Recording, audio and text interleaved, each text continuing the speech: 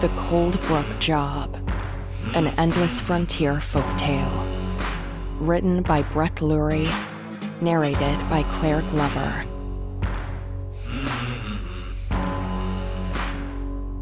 Acknowledgements.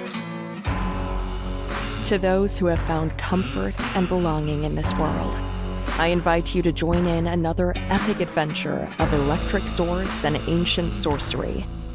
You have been wonderful companions as we navigate the strange, uncharted territory of Arama.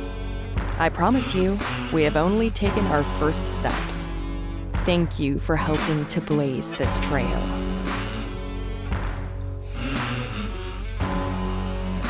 Chapter 1: The Black Road. Paved with shadow, paved with ashes, paved with brimstone. The Black Road is all I know. I follow it by day, I follow it by night. Its crooked lanes follow dark delights. Decry such carnal desires, and never will you see these splintered paths of ecstasy. The call of the wild is breathless, without end, and in darkness my spirit will mend. Paved with shadow, paved with ashes, paved with brimstone. The Black Road is all I know. The saloon's floorboards creaked with the steps of surrounding patrons, their passing chatter eerily quiet. 2 men and 1 woman sat across from Breylu Dast, each with a common blue-gray shade of Vendeni skin. "That's pretty good." The woman's head tilted as cigarillo smoke filtered through her gills. She folded her hands over the table. "One of yours?" No. Breylu Dast's glowing green eyes narrowed behind his circular spectacles. His voice crackled as he let out a chuckle. Drelios Malus, an old imperial poet. I've always been fond of his rhythm and verse. A faint scent of sizzling meat seeped from the kitchen. Clinking glasses rang from behind the bar. "So what do you think?" asked one of the men across from Dast. He leaned on his forearms, trying to hide his shaking leg. "Do you think you'd like to meet our employer?" I very much would. Breylu leaned forward, brushing his poncho off his right shoulder. You tell me he's just outside of town? "That's right." And I have to come alone? The woman nodded.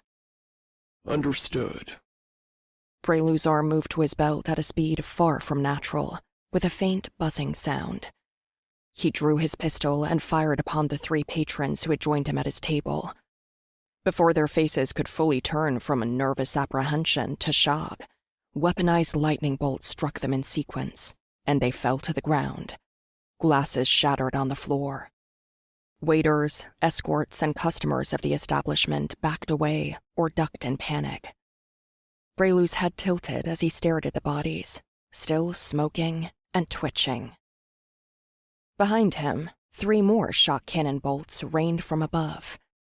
Breylu did not need to turn around to know that the shots came from Vinay of Ogland, his trusted sniper, taking care of any accomplices of the 3 who had shared Breylu's table, or concerned onlookers who decided to play hero. Breylu holstered his weapon and smiled behind his snakeskin mask as the shots continued to rain down. "Hello, Marshal's Department! There's been a..." The man 2 tables away was silenced with a gurgle. Nelik of Grathank held up the elderly Vendeni man by the throat, his forked reptilian tongue slithering as he pulled the man's face closer. Nelik, Breylu said with a calm authority. Put him down. "Sure thing, boss." Nelik slammed him against the ground, leaving him lying still. The Drake Halagon hissed as he smashed the data system from which the old man was sending his transmission. Forgive the ruckus, Loney. Breylu gave the bartender a limp wave. "Dast," the overweight, bald bartender said as he wiped his brow with a wet cloth. "You're supposed to warn me when something like this is about to happen." He attempted to calm his patrons, assuring them that all was okay. Wasn't sure how this would unfold myself. Breylu adjusted his tall hat. Loney's head shook as he beheld the broken glasses, shattered whiskey bottles, and flipped-over tables. Look at this mess. Stepping away, Breylu waved him off. Put it on my tab. Loney's round form deflated as he shook his head. Nellick stepped to Breylu's side and crossed his arms, mirroring his superior's gesture. Lawman? Breylu's bright green eyes shifted to a deep purple. Bounty hunters. Damn it. Breylu looked to the tall, draconic man with a tilt of his head. I owe Lynora 300 platinum. Breylu turned away. And how much do you owe me? Who's counting? I am. A barrage of shock cannon fire thundered from the streets. Nellick, Vinay, and Breylu aimed their weapons toward the entrance of the saloon.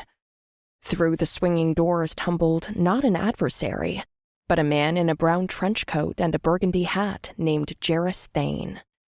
He aimed both pistols forward, smoke rising from the barrels. Still in a kneeling position, he turned around and offered Breylu a crooked smile. Sorry I'm late to the party, boss. Lynora was supposed to back me up, but she apparently had more important things to deal with. Who are you shooting at? Asked Nellick. I would assume they're backup. Jarrus eyed the 3 bounty hunters Breylu had shot, lying on the floor. They were running in here, shock cannons drawn. He came to his feet and gave a shrug. But they had to get by me, and... He became distracted by a tall Vandeni woman in a shimmering sapphire blue dress. My trigger finger ain't so forgiving, he uttered, looking her up and down. Nellick buried his face in his hand, wrapping his claws around his forehead. Pick one of them up on our way out, said Breylu. We're going to need to question them. Jarrus examined the lethality toggle on each of his pistols. Yeah, that's gonna be an issue. They're all dead. Not a problem.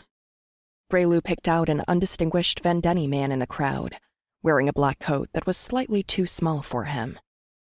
Giavi! The man sprang out of his chair and stood tall before Dast, as if standing at attention. Yes, boss.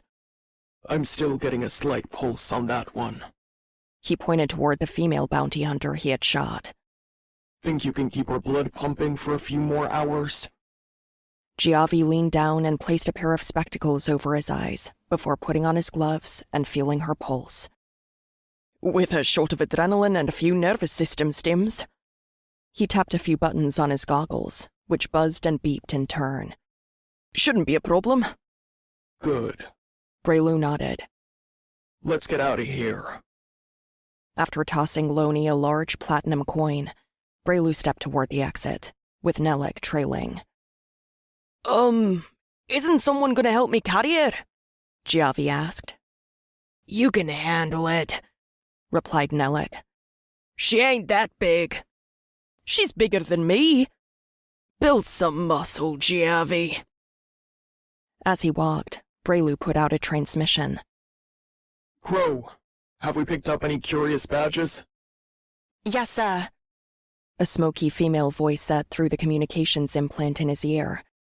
But I patched into their network. They think you're in one of the saloons on the other side of town. A clever diversion, said Vinay via transmission, who still watched like a hawk from the saloon's upper level. Yes, the diversion is ready, said a different female voice with a strange, eager rhythm. Huh, Lynora, Breylu said with a harsh grunt. Where have you been? Here, there, everywhere. Hard on the job, always prepared, always ready. You were supposed to be backing up Jarrus. Get ready to get out of... Breylu stopped his instruction as he pondered his demolition expert's words. What diversion? Lynora did not respond. Breylu pushed his way through the swinging doors and rushed outside. He scanned the street. The electric glow of the power transfer cylinders over the sidewalks and the blue street lamps showed no immediate threat. Riders passed at the intersection down the road. Concerned onlookers looked out the windows from tall metal buildings. It was only a matter of time before the lawman would find them. Everyone! Shouted Breylu. Saddle up! It's time to— As he spoke, the intersection ignited in a flash. Breylu's glowing green eyes shifted to a deep blue as the white light vanished, leaving behind a dancing orange flame. Jarrus rushed out of the saloon with pistols drawn and covered his eyes as he looked down the street. "What the hell happened?" Lynara's maniacal laughter surged through the communication devices of the gang. Jarrus nodded and let out a sigh. "I'd say it's time we got the hell out of here." Indeed. Breylu ran down the sidewalk stairs and over to the trough outside the saloon. He climbed atop his Trugan's saddle and locked his boots in its stirrups. The beast was long and slender, with scales of such a deep shade of maroon that they appeared black under the dark skies. But her golden-red eyes pierced through the veil of dusk. "Run, Madrath! Run as a windstorm on the plains!" With those words, and a kick from her rider, Madrath took off down the street. Pedestrians and other Trugan riders cleared the way for her sprint.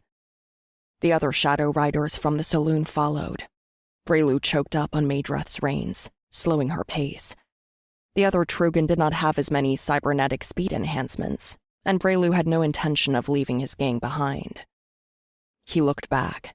Athenis, the world's orbital star, left its final declining rays of blue light on the city they were escaping from. "Lynara, Crow, where are you?" He asked via transmission as the wind roared by. "We're moving out through the city's southern exit," replied Crow. "We'll meet you at the rendezvous point." "Copy that. And, Lynara," he growled, "you and I are going to have a little conversation." "I'll check my schedule." Lynara hummed a tune to herself before replying. "Yep, no problem. I can fit you in, boss." "Is that so?" "Yep." Breylu groaned and rolled his eyes. He was about to ask Giavi the condition of the prisoner when his cybernetic sensory augments warned him of danger. While not consciously aware of what this danger could be, his instincts told him to bring his Trugan to a sudden stop. A few meters ahead of him, right along his previous riding trajectory, a bolt of lightning raced across the grassy plains and struck the ground. "Vinay!" yelled Breylu. "Sniper out there!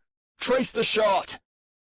Vinay was already looking through the scope in the general direction of where the cannon fire had come from. Giavi, now quite a distance ahead, began to slow down, eyes on the horizon. "No!" Breylu yelled. "Giavi, don't slow down!" He slapped the reins upon Madrath's neck. The Trugan responded by sprinting with all her might toward Giavi and his Trugan. Breylu's reflex enhancements again warned of danger. Madrath dashed with all her might toward the medic. As she crossed before him, another sniper shot thundered from the distance. The blast of lightning, intended for Giavi, instead struck Madrath. The electricity coursed throughout her body and up Breylu's cybernetic leg. The beast collapsed, sending Breylu propelling forward and skidding across the blue-gray grass. With a groan, he lifted his head. Vinay slowed her Trugan and fired 2 shots into the woods to the west. She rested her rifle over her shoulder. "Scratch 2, she said with a hiss through the communication system. She and the other members of the gang turned to check on Breylu. He stood up, patting down his slacks and poncho. The gashes on his skin did not reveal blood, but rather cybernetic musculature made from a soft metal alloy. His mechanical leg whined with a step, forcing him to walk with a slight limp. "You all right, boss?" asked Nellick as he brought his Trugan to a stop before him. "I'm all right." Nellick thrust his fist at Giavi. "You idiot! Why did you slow down?" "I'm sorry," replied the combat medic with a deflated sigh. "I panicked when the boss said there was a sniper." Breylu shook his head and waved him off.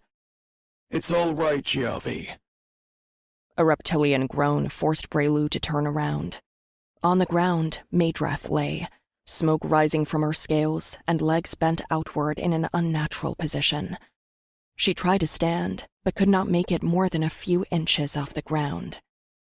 Her vertical eye slits widened as they found her rider. She grunted and whimpered as he knelt on one knee to offer his hand. Her eyes shut as he ran his finger from her horn to her nose. "Long have you borne me as a burden," he said with a rasp in his staticky voice. "Long have you stood at my side as a fierce ally. Long have you been a guide to this gang. He held back a whimper. Long have you been my friend." Maedreth writhed in pain and unleashed a guttural growl. Breylu drew his pistol and made sure that the lethality toggle was turned all the way up. "May your light find the stars. One day I shall find you there, and we shall ride again." Breylu discharged his weapon into Maedreth's head. Her jaw expanded for a moment before her eyes rolled back. After she jolted back and forth with the electric currents for several seconds, the electricity subsided and her body stilled. Jairus and Nelek took off their hats. Giavi began to sniffle. Vinay said a prayer. "Come on," said Breylu. "Let's get out of here before more show up." He stepped beside Jairus and his green Trugan. "Mind if I ride with you?" Sure thing, boss, said Jairus. Vinay looked through her scope toward the forest where she had shot the 2 bounty hunters who had fired upon the gang. I uncapped them in case you wanted to take them in for questioning, Breylu. Do you? Breylu cast a final glance at Maedreth's body before climbing atop Jairus' saddle. "No." Vinay fired 2 shots into the woods, and the gang rode into the night through the vast plains of Vanda. Chapter 2. Friends and Foes. You don't mind, do you? Crow asked, pointing to the thin, white cigarillo in her mouth. "Not at all," replied Breylu, resting back in the mechanical operating chair, his cybernetic leg detached from his body. "I can turn off my sensory perceptions, Crow." Of course. Crow lit her cigarillo and leaned over the leader of the gang. His long torso expanded with his breath. The musculature around his abdomen contracted, unnaturally defined for how thin of a man he was. He tensed as Crow ran her soldering iron across the exposed cybernetic musculature on his chest, but his expression remained neutral. Bright blue lights on the cylindrical ceiling shined on the outlaw's bare chest. Crow admired the perfect definition of black musculature, crafted from a soft metal alloy. Hydraulic gears beneath his skin turned when Breylu moved his neck or rotated his arms. His metal joints snapped in place when he adjusted his positioning. He was fascinating, and Crow had the privilege of seeing how each circuit, each prosthetic, each digital processing core functioned in cohesion to sustain this man. If one could still call him a man. "Did I ever tell you about the time that Nelek, Jairus, and I took on the entire Black Wall gang by ourselves?" His voice crackled with excitement, but his glowing green eyes stared blankly at the ceiling. Don't think so, sir. She flipped a switch on her soldering iron, converting the device to a welder. Sparks reflected on her visor as she ran the tool across his chest, sealing the exposed wires behind metallized marrow. Her smile released a waft of cigarillo smoke. "We were surrounded by those rotten lowlives in the middle of the street. All the townsfolk in Rust Road watched from their windows as we took cover behind some supply crates outside the local saloon. They were closing in, trying to flush us from hiding. Then Nelek, the crazy bastard, climbs to the top of the saloon and starts hurling grenades at the Black Wall scum. Jairus and I look to each other and come out, cannons blazing. Next thing we know, they're all dead." Crow chuckled. A few dozen small-town bandits against the 3 deadliest men in Vanda. They never stood a chance. Breylu's voice shook with a chuckle. The best part is that the mayor of Rust Road paid us 12,000 platinum. I don't think he knew who we were. Crow laughed along as she sat up straight and turned her head, focusing on the exposed cybernetic musculature and metal bone that she had spent hours repairing. You're in good shape on your muscle and bone damage. I replaced some of the older tissue that looked like it was nearing expiration while I was in there. Very good. You're going to want to see Giavi about skin grafting to cover your wounds. Not my area of expertise. That can wait. Now, let me see if that leg is ready. Crow turned to her workbench. She grabbed a rag and wiped a streak of oil from her gray skin. On a base atop the table sat a black cybernetic leg. Crow tapped an icon on her optical visor, and the device shifted to a blue tint. Okay, she said with a drag of her cigarillo. It's ready to go, sir. She picked up the leg and cleared her throat. Since you have it off, I thought that I should share with you a development that I have made. She reached into the workbench drawer and pulled out a hexagonal device that fit in the palm of her hand. Lights flashed on the corners when she flipped a switch on the side. I built an upgrade for your leg. It should help with movement and flexibility, but— Put it in, Breylu ordered.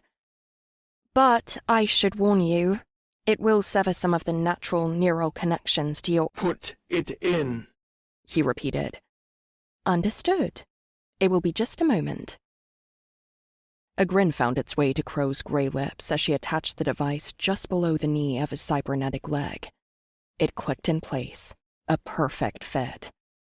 She turned around and stepped toward the leader of the Moonshadow Riders, his leg in her hands. Ready? Yes. She lined up the leg with his thigh and began to drill it into place. His body twitched with a hum of the power tool and the grinding metal of screws locking in. Again, Breylu Dast's face showed no sign of pain. Did I tell you about when I beat Casta Crane to the totem of Akliar, and she ran like a coward? Crow forced a smile. No, sir. I told her if she came out to face me one-on-one, the totem would be hers, and my gang would let her walk free. But she ran into the shadows, like she always does. He winced. For the first time since Crow had begun work, he did look to be in pain.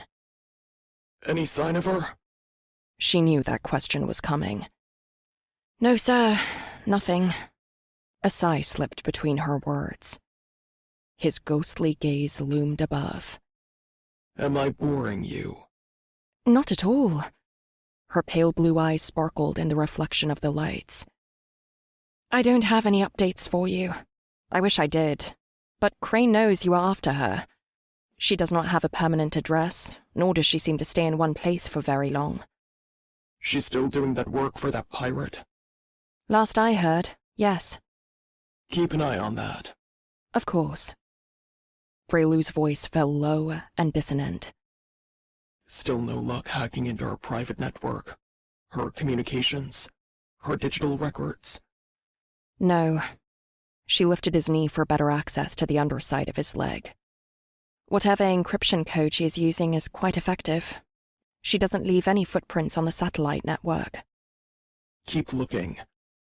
If I ever can take a shot at her, I will.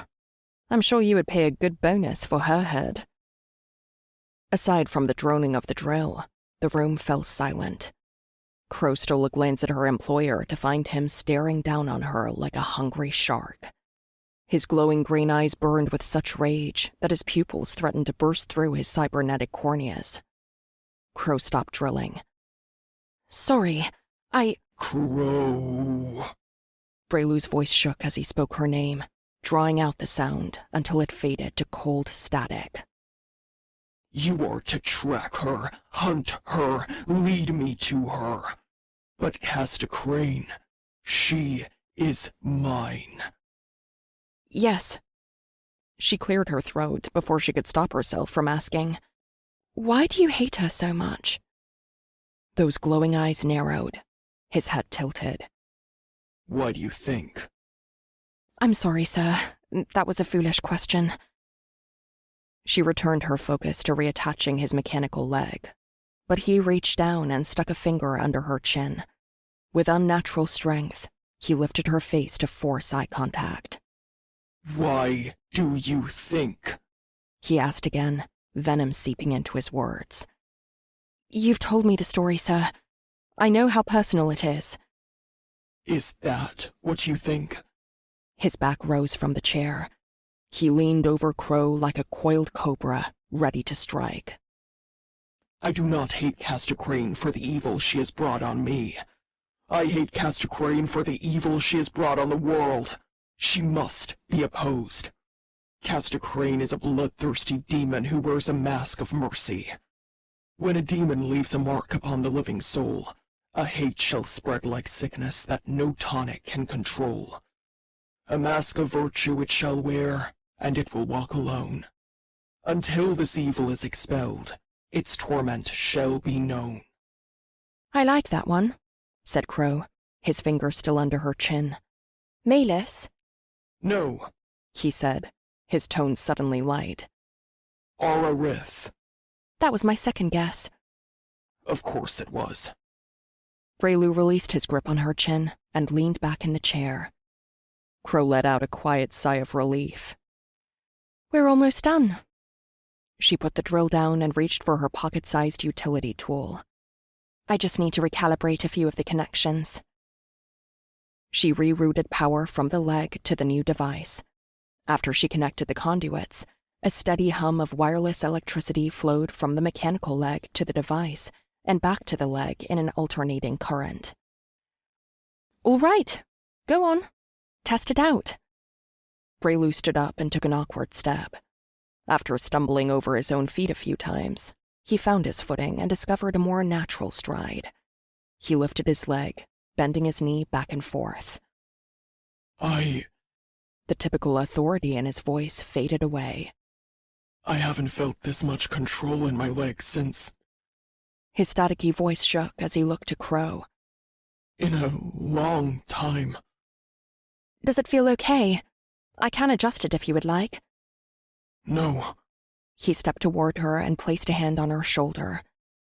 It's perfect. Thank you. My pleasure, sir. You keep calling me sir, he said with an amused tone. Old habit, Crow said with a grin as she put out her cigarillo on the floor. I can stop if it bothers you. Not in the slightest. He laid a finger on his ear and answered an incoming transmission. Nelik, he said, cold neutrality returning to his voice. Talk to me. He paused and listened, before stating, We'll be right in. He tapped his ear again, disconnecting the transmission. What's the word? Asked Crow. She's awake. He put on his dark red dress shirt and reattached his specs, his eyes bringing their circular shape to a piercing glow. Care to join me? Crow stood up and placed her tall black hat on her head. It would be an honor. After stepping through the dim red lighting of the Moonshadow Rider stronghold, Breylu Dast came to a tall steel door. He punched in a code on the digital panel, and the door opened. Nelik, Jarrus, and Vinay stood around a medical bed, where the surviving female bounty hunter lay with an IV connected to her arm. The tubes led to a heart monitor, where Giavi tapped on the screen, examining his patient's vitals. How's she looking? Asked Breylu, crossing his arms. The bounty hunter, chained to the bed, backed up, with panic pasted to her blue-gray face. Please, don't hurt— I'm not talking to you. Breylu interrupted with a dismissive wave. Giavi, damage report. She's doing fine, the blue-skinned medic said, looking over his shoulder, past his half-turned-up collar. She's got a little nervous system and brain damage, but nothing too problematic for your purposes. The bounty hunter's jaw dropped. Brain damage? Breylu held out a finger. I am not talking to you. He turned around and faced Lynara, who was leaning against the wall, hiding her eyes with the brim of her hat.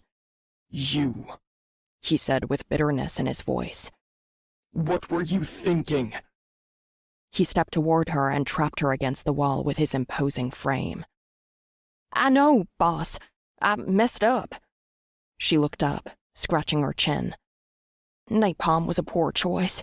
Should have used nitro. I didn't ask you for any detonations, he said with a shake of his head.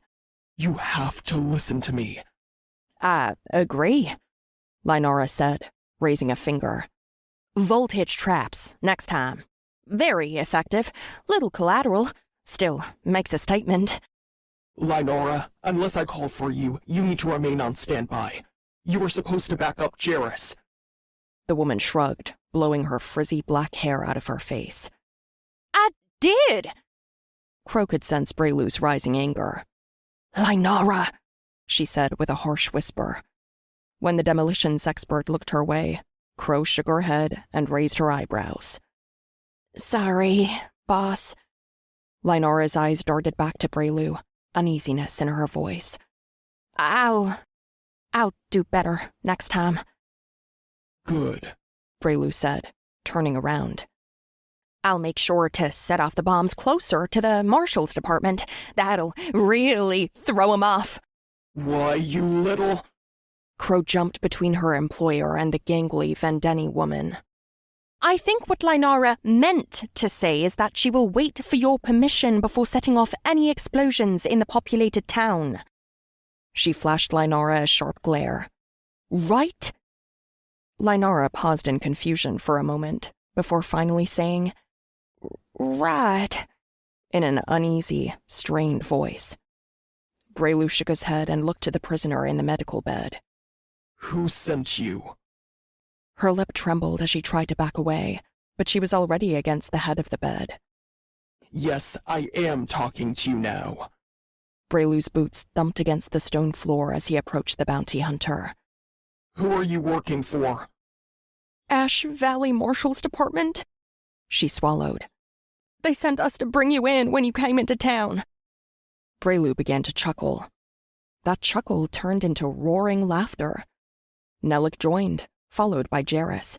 Eventually, Giavi did as well. Lynara and Vinay remained silent. Crow smiled, but was focused on her data system. So, here is how this is going to work. He rested his cybernetic leg at the foot of the bed. I'm going to ask you some questions. Some of them I already know the answer to. Then what's the point of asking? Asked Nellick. Glad you asked. His green eyes shifted to blue, then purple. I want to know how honest she is. He spoke of the bounty hunter in the third person, though he never looked away from her. Her level of honesty is directly tied to her chance of survival. The prisoner breathed rapidly before averting her gaze and letting out an uneasy sigh. What would you like to know? Your name? Geldra Morrelson. Where are you from? I was born in Dreadbank. I live just outside Vulture now. Breylu turned to Crow, who looked at her data system. Her screen was filled with old records. She gave him a subtle nod. Why'd you become a bounty hunter? To make money? She shrugged and eyed the outlaws around the room. Why does anyone? I don't know, answered Breylu. But why did you? Excitement, I guess. Those glowing green eyes of Breylu Dast filled with disappointment. I wanted to be a law official, she said with a sigh. But I never made it past cadet. Crow consulted her data system and nodded to Breylu again. A muffled chuckle seeped from behind his snakeskin mask. A noble pursuit indeed. His voice darkened in an instant as he asked, Who are you working for? She shook her head. I can't say. He'll kill me. What a coincidence. Your employer and I have something in common. Breylu pointed to the Vendeni man behind him. Jairus, killer. Jairus drew his pistols and took aim. Wait! She raised her hands. The beeping of the heart rate monitor accelerated. Giavi turned around to check on her vitals once again. Will you let me live if I talk? Breylu shrugged. Can't hurt your chances. Fraedrik Gor, She shut her eyes and hid her face. We were hired by Fraedrik Gor. Oh, that scum, Breylu said with a groan. We had a ceasefire. Not anymore. Her dark brown eyes stole a glance at Breylu. He hired us to take you out for that smuggling op you have going on in Eastgate Harbor. Since when is that his territory? She raised her hands. Listen, I'm a cannon for hire. I don't know all the politics. He thinks you're getting too big. He wanted to send a message to the other gangs that he is still the top cannon in Central Vanda. Is he? Breylu chuckled and looked to his pistolier. What do you think, Jairus? Jairus twirled his pistols around the tips of his fingers, causing the prisoner to flinch and cower. I don't think that fat cat could even fit his finger around a trigger, boss. Nellick smacked him on the back, and the pair shared a laugh. Breylu's eyes narrowed on his captive, his head tilting to the side. How much did he offer you? 10,000 platinum for you, 1,000 each for the rest of the gang. That's it? Jairus shook his head. That's small-town wanted poster money. He tilted the brim of his hat up with the barrel of his pistol. I say we go down to Indigo Cove and show him what we're made of. Vinay tapped her clawed foot on the floor. Certainly explains the lack of quality on this team of bounty hunters that attacked us. Indeed, Breylu said. Gor has always preferred quantity over quality in his organization. One of the reasons that he and I never worked well together. One of many, Nellick added. The room remained silent, save for the beeping triplets of the heart monitor and the low hum of the power transfer cylinders supplying electricity to the lights and the life support system. What else do you know? Breylu finally asked. Nothing. There's nothing else, the prisoner uttered with a gasp, as if she were out of breath.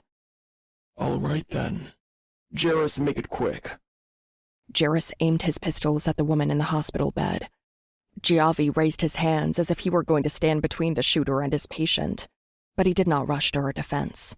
He backed away. Crow looked to her data system, scanning for any information she could find on this Fraedrik Gor. She knew Breylu would want a full report on his current activities and whereabouts after their prisoner was disposed of. She had to prepare notes for a briefing. Wait! Geldra screamed. You said you'd let me live if I was honest! I said it couldn't hurt your chances, Breylu replied with a sinister tone. And it didn't. But you, Geldra, are what we call a liability. I don't believe in liabilities. He turned to his pistolier. Jairus, as you were. I can tell you something else! She thrashed within the chains, but they only further constricted her torso as she struggled. I know what Gor's next move is! Breylu raised his finger toward Jairus, and the triggerman brought his pistol to an at-ease position. Oh, do you? Asked the gang's leader. I thought you did not know anything else. That you didn't follow any of the politics. I don't, but he already hired my crew for the next job. She cleared her throat and looked down. Please let me live if I tell you, because he won't. Speak, ordered Breylu. Gor is moving 200,000 in freshly minted platinum. The leader of the gang chuckled. And why would he make one of his hired hands privy to such information? Well, he didn't tell me, the woman stuttered. Her eyes darted around the room. He hired me and my team to guard a caravan. I just kind of figured it out. You just kind of figured it out, Breylu reiterated with a scoff. This is a waste of my time. Jairus! No, please don't! Crow quickly swiped through her data system, deciphering codes on the satellite network and reading transcripts from unencrypted digital conversations. Where did you say the caravan was heading? The prisoner's eyes wheeled to Crow. Her breathing was rapid and uncontrolled. Crow stepped in front of Jairus so that the woman would not see his pistol. The tech expert spoke with a soft, calming tone. The caravan is leaving from his manor on the outskirts of Indigo Cove. Where is he moving the stash? She swallowed before uttering, Cold Brook? When? The shipment is set to depart in 3 days. With a slight grin, Crow handed her data system to Breylu. She's not lying. Breylu's glowing eyes darkened as he read aloud. Notice, citizens of Cold Brook. Main Street will be closed on the 2nd of the 8th, 3799. Please plan accordingly. I don't buy any of this, hissed Nellick. It's either a coincidence or she is finally going to make her move to stab us in the back. His clawed finger extended toward Crow, then to the woman in bed. These 2 she-devils are probably cohorts. They're setting us up. Crow gave the Drake Halagon a smile and a nod. I wouldn't dream of it. You're all far too kind to me. Nellick hissed at her, leaving Crow feeling both disgraced and flattered, but mostly flattered. Her smile persevered. Breylu crossed his arms and looked down on his captive. What else do you know? She swallowed, hiding her eyes. There are 12 carts. 1 or 2 will carry the platinum. And the rest? Her eyes crawled up at him. The brass, bounty hunters, triggermen, assassins. Every gang and merc crew that he's ever flipped a coin to is on this job. Lots of enemies in one place, Jarrus said with a crooked grin. Target practice, anyone? I'll light 'em up and send 'em running, Lynara said with hunger in her eyes. Running right to your crosshairs. The pistolier twirled his weapons and turned to her. A day on the job, Lynara. Day on the job. Anything else? Breylu's abrupt interjection silenced the rest of his gang. Geldra shook her head. That's all I know. I swear, that's really it. Why have you shared this with me? She looked up at him, confused. Why did you help us? Because... She closed her eyes, choosing her next words carefully. Because I don't want to die. You really don't want to die? With tears forming in her brown eyes, she managed a single shake of her head. Crow! Breylu turned his head toward her. Yes, sir. She stepped forward and stood at attention, a habit she had been meaning to break. Have you finished that spinal monitoring device that you told me about? Crow cleared her throat. I have the prototype ready, yes? Good. Please bring it to me. Sir, if I may, the device still needs refinement for— I said go get it! With a groaning deep breath, he added, Please. Yes, sir. Crow left the room and walked down the hallway toward her workstation. I have no desire to see her dead, she thought, but I don't know that this is any better. When Crow returned to the recovery room, she held a cylindrical chrome device between her index finger and thumb. Jarrus leaned over the captive bounty hunter, bragging about his unmatched record at the Cactus Town shooting range. Breylu turned to Crow and motioned to the bounty hunter. Proceed. Giavi should do it, Crow was quick to reply. Very well. Giavi looked to Crow, uneasy concern on his boyish blue face. What is this? His voice dropped to a whisper as Crow approached. What's going on? She presented him with a device that glowed in blue and magenta. Oh, come on. Not that. Giavi looked to the floor and shook his head. She's my patient, boss.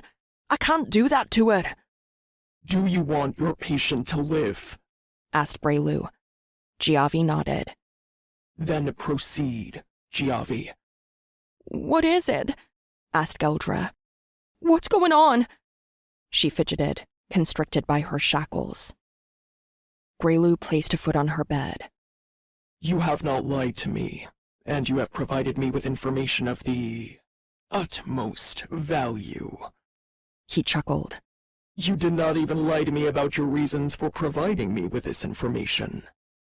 His voice crackled as it fell to a hushed whisper. And for that, I thank you. You shall be rewarded with your life. Giavi loaded the cylindrical device into a sterling silver medical drill with a fine needle point at the end. What is that? Asked Geldra. What are you doing? Giavi gave the drill a few test spins. The device droned with a whining hum. Hold still, he instructed. As he brought the surgical tool toward her neck, she did anything but hold still. She squirmed, struggled, and screamed. Nellik, hold her down, ordered Giavi. Please. Nellik of Grathang rushed to the bed and pinned the woman down, his hands on her shoulders. This will end very poorly for you if you struggle. There is one issue, Breylu continued, his hand flamboyantly following the rhythm of his words, as though he were conducting an orchestra. You displayed a complete lack of loyalty in your confession to me. I do not trust those who are disloyal. His glowing eyes narrowed. Though, to give you the benefit of the doubt, your prior employer likely did not give you much motivation for loyalty. Giavi shoved the needle inside her neck. The device beeped as it spun within her flesh, then flashed green. With a hushed metallic sound, the cylindrical device dislodged from the drill and attached itself to the woman's neck. She whimpered and hyperventilated as Giavi pulled the drill from her body and placed a strip of gauze over the wound to contain the spray of blood. Crow turned away and shut her eyes. Well, I am going to change that. Breylu raised a finger, as though he were just coming up with the idea he was about to share. You have the opportunity to act as an affiliate of the Moonshadow Riders. Use your contacts to aid in our business ventures. Inform us of any of our rivals' actions throughout the continent. Do our bidding when we deem you fit for a task.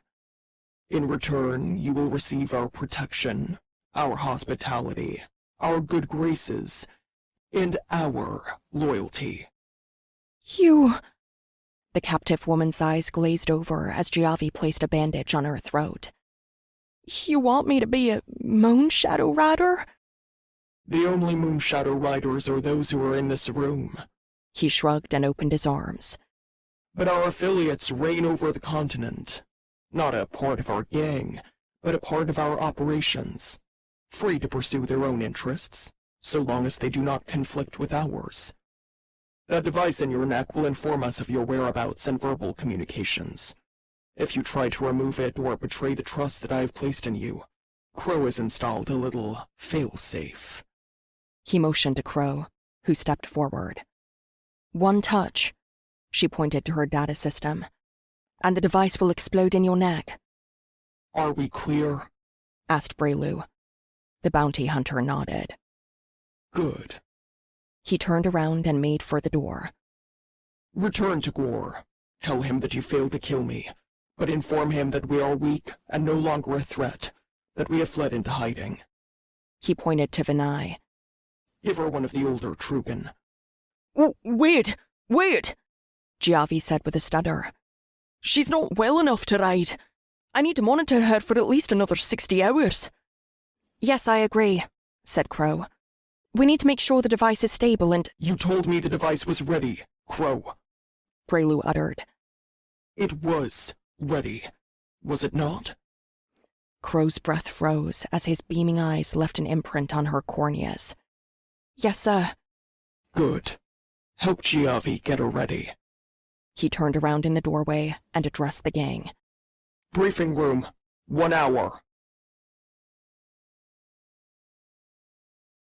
Chapter 3. The Seat of Power.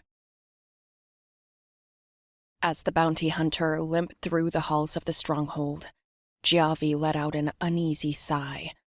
Another patient would not see the full extent of his care.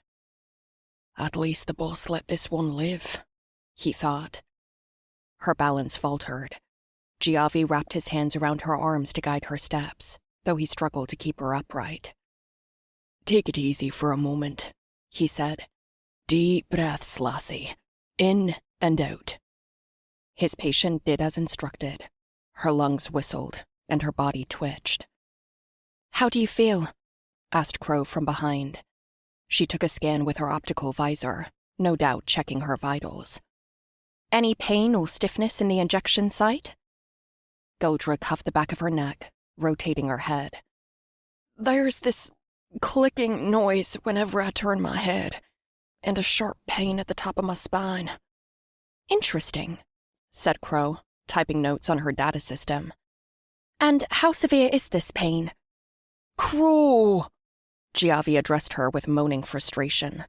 "Now is not the time." Crow stood over Giavi, her shadow extended by the breadth of her black coat. "When do you propose the time is, Giavi?"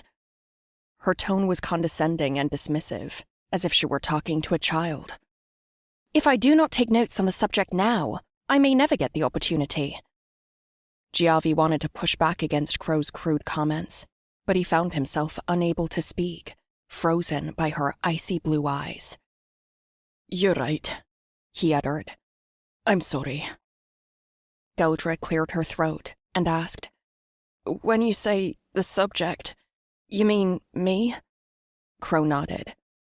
"And when you say you may never get the opportunity—" My, perceptive, aren't we?" Crow grabbed her by the arm and dragged her down the hallway. "Come on, let's get you on the road. Tell me, do you feel any lightheadedness or confusion?" I don't, We'll go with yes on that one." Giavi scampered behind, occasionally laying a hand on Guldra's back. Crow was so easily able to pull the captive bounty hunter along, like she was taking her house fox on a leisurely stroll. "It's because she's got that imperial stature," Giavi thought as he observed the hacker's frame. "Tall and broad, with a natural strength that you'd never find in a Vandeni, much less a little rogue lad like me." They stepped outside the stronghold. Twinkling stars danced across the sky. The last rays of Athenis breached the horizon to the west, and the moons rose in opposition in the golden dusk over seas of spiraling ridges. A violet-eyed owl observed from the top of the stable as they approached, offering a low hoot in welcome. Crow leaned Guldra against one of the wooden posts. Vinay of Ogland stepped out of one of the stalls, dragging a Trugan by the reins. The beast's eyes were droopy, almost sad. His yellow hide had turned pale, sagging on his face and under his chin. "This is Tuslavar," said Vinay. "He doesn't have much for speed anymore, but he'll remain true to his rider as long as you show him respect. Treat him well, and he'll make sure you survive the desert, without protest." Giavi handed Guldra a Hessian sack. "Be sure you take the pills in there once every 4 hours. There's also some nighthawk jerky and dried fruit with some nuts. It ain't much, but it will get you through the night until you reach Platinum Hill. Be sure to ration your water." "Speaking of platinum," Crow said, reaching into her coat and retrieving a handful of coins. "A down payment from Mr. Dast," she said, stuffing the clinking currency into the rider's pocket. "Make sure you save enough to travel to Indigo Cove. Remember, you are not to go anywhere else. If Mr. Dast comes even under the slightest suspicion that you have another agenda—" She pointed to her data system, which displayed a digital rendering of the device that Giavi had planted in the woman's neck.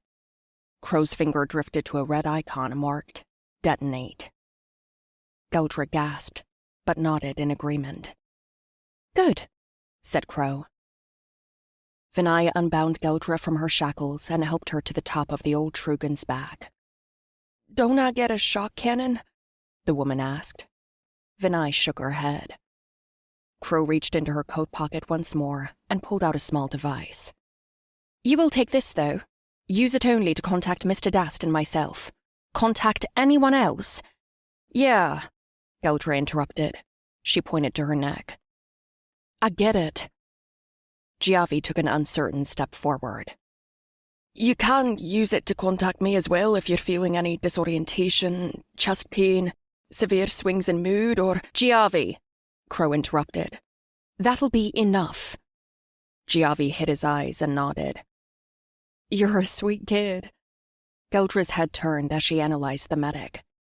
How do you end up with this band of ruffians? Giavi shrugged and looked to Crow and Vinay, then to Geldra.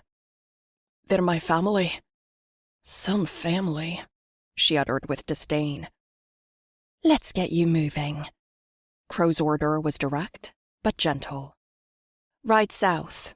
The mapping system will not turn on unless you're 100 miles out. You'll never find this fortress again, unless we want you to. And if you try, I got it, the bounty hunter growled. Your infected imperial claws are in my neck, and you'll kill me if I talk. She spit in Crow's direction. Scum of the North.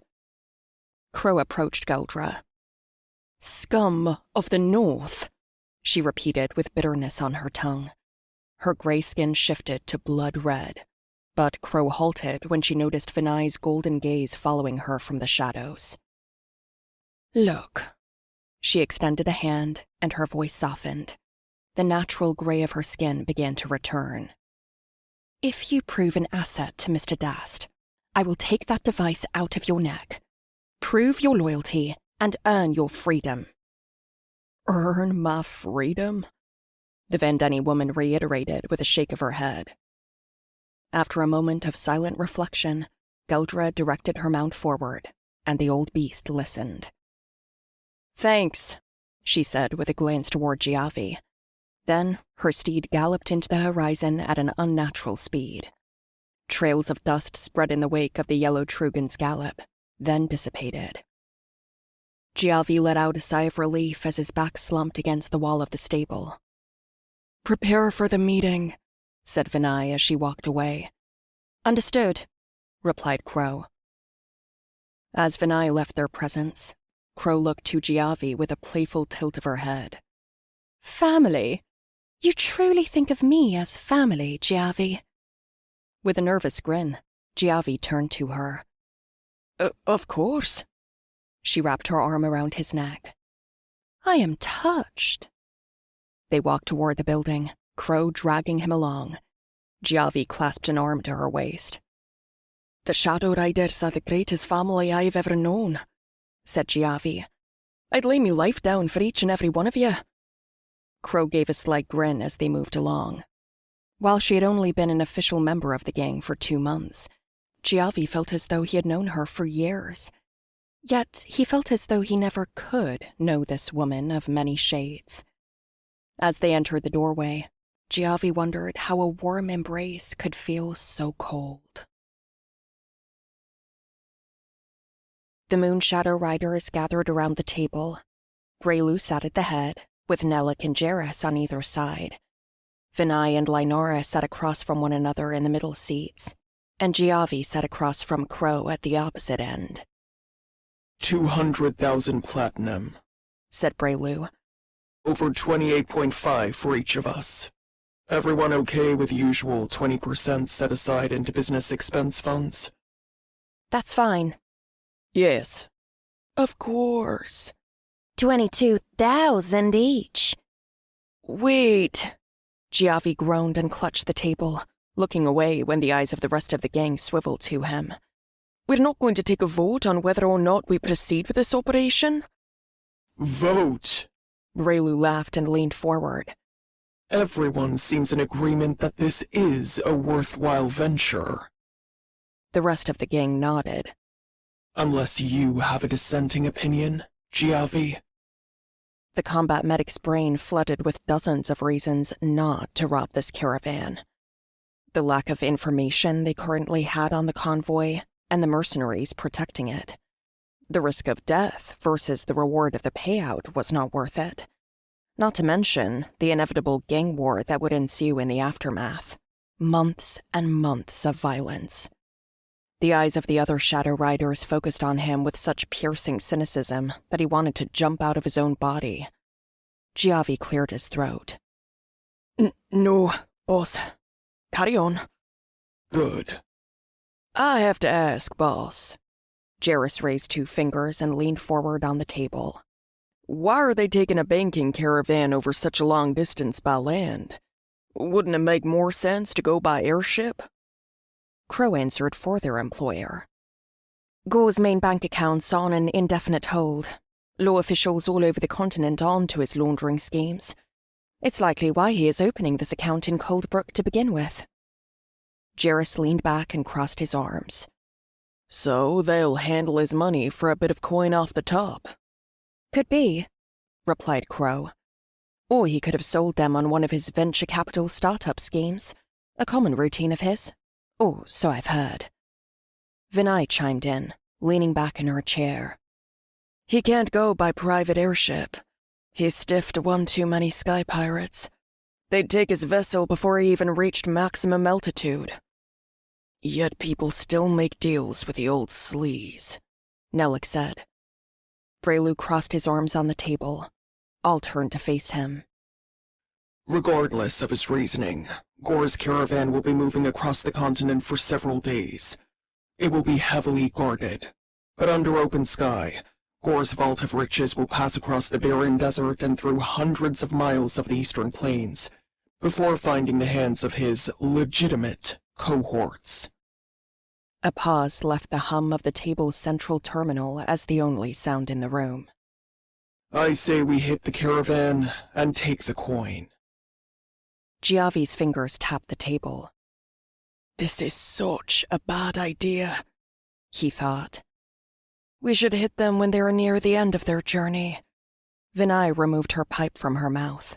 Smoke seeped through her fangs as she spoke. They will be weary from their travels and low on resources. The mundanity of the road will have brought them a false sense of security. We can exploit this. Breylu nodded in agreement. We should attack before they reach the river. Once they are across that bridge, they'll be in Cold Brook jurisdiction, and their lawmen will intervene. Crow projected a map of the proposed area of attack. Blue holographic lines displayed a wide plain before a river crossing. This is going to be an infiltration mission, Breylu said. We'll sneak into the caravan as part of the protection convoy. We'll split into 3 teams.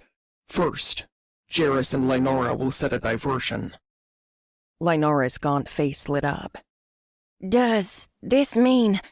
Yes, Lynara. Combustion, electrocution, disintegration. With a toothy smile, she leaned back, hands behind her head and feet on the table. Another day at the office? Jarrus raised his tin mug. His breath carried a strong scent of whiskey that the coffee failed to mask. I'll back you up better than you back me up, partner. Thank you, Lynara replied. As Jarrus let out a chuckle, Breylu continued. While they are preoccupied trying to figure out what is blasting them, Crow, Nellick, and I will move in and steal the armored cart with a safe. And how will we know which card is holding the safe? Asked Nellick, raising his clawed finger. I assume they won't paint it a different color for us. With a grim chuckle, Breylu said, I don't imagine it will be too difficult. We will go to whichever cart the mercenaries move to protect. Nellick's eyes narrowed. Makes sense. In theory. Crow? Said Breylu. Yes, sir. Can you crack that safe? I can crack anything. Good. And can you do a Vendeni accent? Gor doesn't hire many Imperials. With a satisfied grin, Crow replied, I can do one better, putting extra emphasis on the last syllable in a perfect Vendeni accent. Her skin changed from its natural shade of gray to a soft blue-gray, and her eyes turned from pale blue to a deep shade of sapphire. How do I look? Jarrus's jaw dropped. His face flushed red as he cleared his throat. Nellick snarled, and his tongue flickered. The same ice still flows in your veins. The same colonial blood. Crow looked down and bit her curled lip. Giavi reached for her hand, and she pulled it away. He hung his head in shame. Vinay shot Nellick a scathing glare. He refused to meet his fellow Drake Halagon's eyes. That's not bad, Breylu said, maintaining his professional tone. Cover up your neck with a scarf or a collar. Make it look like you could have gills. Copy, said Crow. Vinay. As Breylu spoke the name, he glanced her way. Breylu? She beckoned him with an inviting motion of her scaled blue hand. Can you keep us covered from above? So long as there is higher ground. Breylu pointed to the map. How about the ridgeline to the west? Crow zoomed in on the territory. It's harsh terrain, but you should have a good view of the caravan. Vinay took a pull from her pipe. The smoke flooded her golden eyes. I'll leave before Athanas rises to find an optimal position. Breylu nodded once. Scratch any mark that attempts to impede our purpose. Understood. Giavi felt a crushing sense of dread as a terrible question sat on the edge of his tongue. What about me? He asked. Breylu looked to him with a grim chuckle. Piercing green light overflowed from his circular specs. You're our getaway driver, Giavi. Giavi swallowed the lump in his throat, which became a crater in his stomach. Okay, he uttered. Chapter 4. The Arsenal. The armory was her happy place, not only because of the neat rows of grenades, with their flashing lights of blue, green, and red, not only because of the shining rockets packed together in clear canisters on the shelves, not only because of the glistening bronze firearms with accessories that she had designed, many of which were illegal throughout the continent. The armory was Lynara Sikora's happy place because it presented an endless array of possibilities.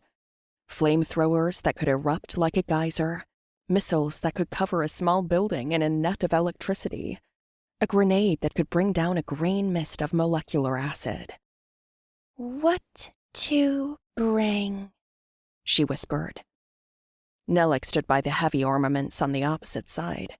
He opened his scatter cannon's chamber. Bring whatever you think we'll need. Lynara gave a single shrug. Could potentially need them all. Life is full of endless possibilities, Nelek. Must always be prepared.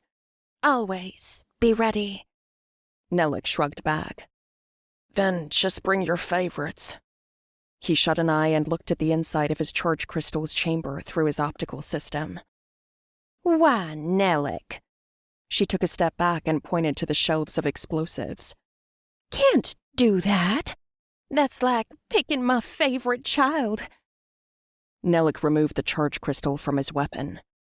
Then bring whichever child you think will prove the most... His eyes crawled to her as his reptilian face stretched with a devious grin. Problematic. Lynara's face lit up as she turned toward the shelves. Problematic. Problematic. Problematic. She removed several round objects with purple lights from the shelf.